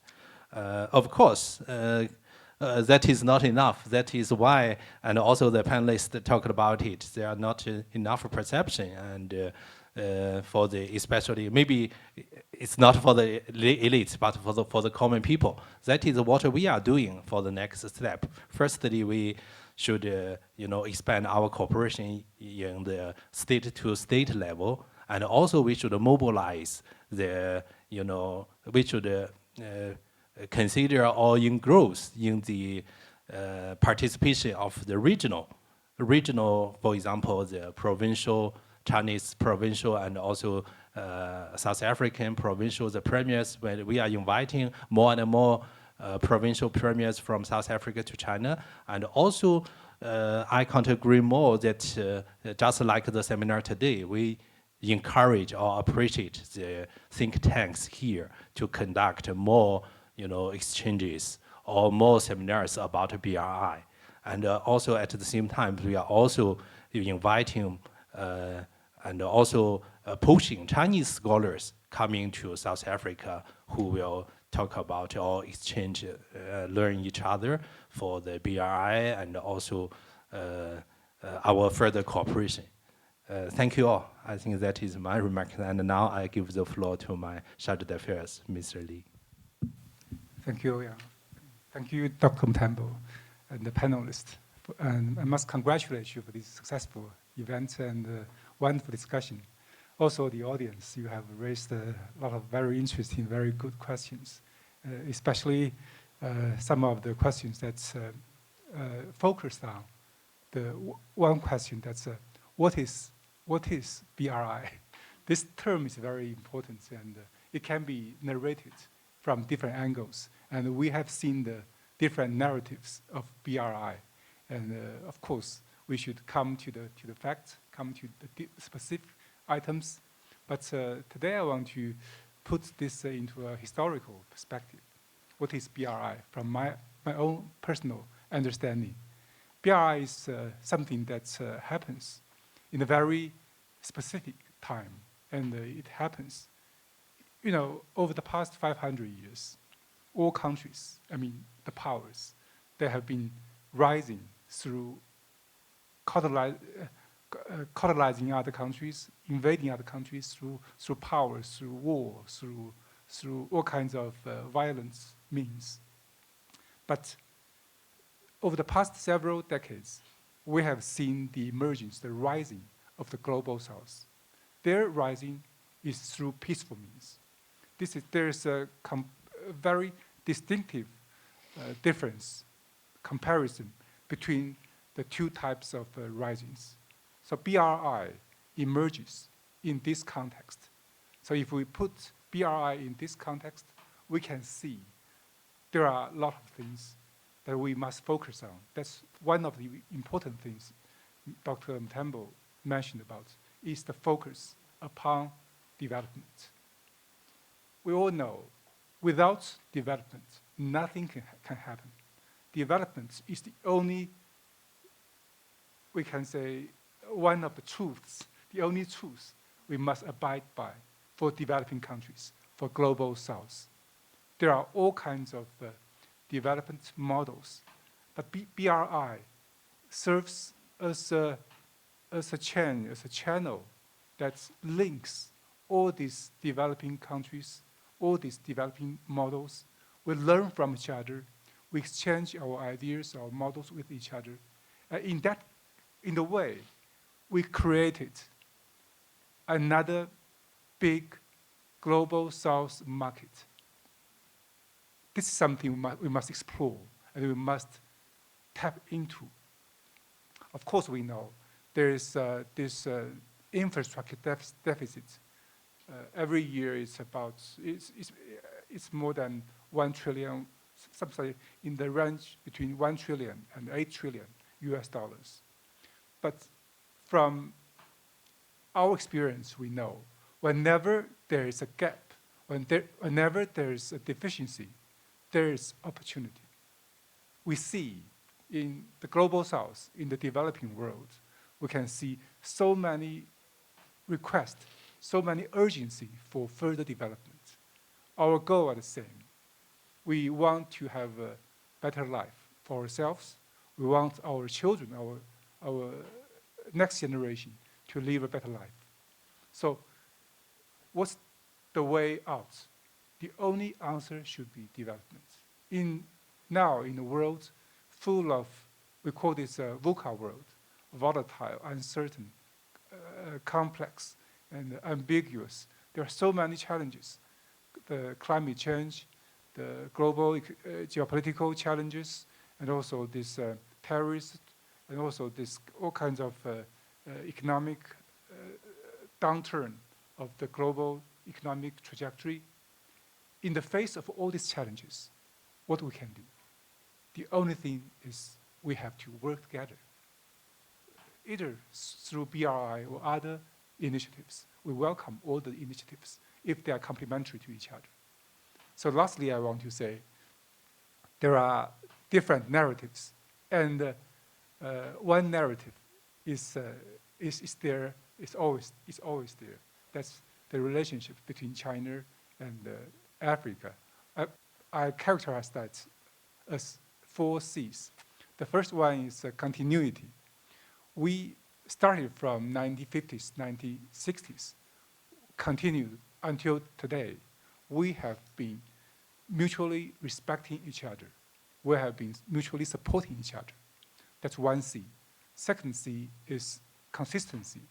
You all know the Chinese foreign minister started his foreign visits every day, every year, beginning with his visit to Africa. And the third C is convergence. We all know, you have mentioned about this lack of talents, learning, knowing the culture of China, of other countries. I think this deficit is being made up because I know personally some of the very talented young South Africans who studied and worked in South Africa. One of them is very popular in China. We call him Ale. I'm not sure if he's here. So this consistency has been there, and and the third one is the convergence of our interest towards each other, the convergence of our national interest, and the convergence of the interest of the people. And the fourth C is care. We care about each other. Whatever happens, something bad when that happens on this continent or when that happens in China, we will send condolence, support to each other. We care about each other's well-being. We care about each other's development. So the last thing I want to mention is there are so many plans, so many projects in various developing countries. We have this AU 2063 goal. We have this sustained development goal of the United Nations. We have this South African 2030 plan. We have the Saudi Arabia 2030 plan. We have the Egypt 2030 plan. We also have this Indonesia 4.0 development plan. If we can bring all our attention, all our energy, all our efforts towards development, we can build a better world together. Thank you. And the last question I want to answer by my friend, the High Commissioner of Mauritius. There are different narratives about this so-called debt trap, but there's a very, very interesting academic scholarship which is based in Boston University. There's a center studying specifically the debt issue, the loan issue. Perhaps I can refer you to that database to look at what their study tells us. Thank you. Excellent. I think I will not even add anything after that. Mine is really just to really thank the participants who have enriched this discussion through your engagement. And if I could ask the Charge d'Affaires, Mr. Lee, to just come up and accept a token of our appreciation for supporting this seminar, and then we could release everyone.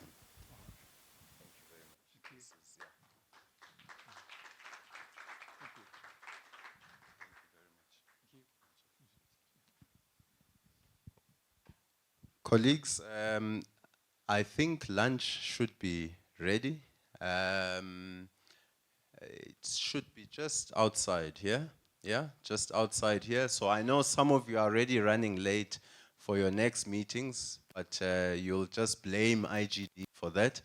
And please grab something on your way out. If you can't eat, at least grab a drink. But thank you very much and see you in the next one.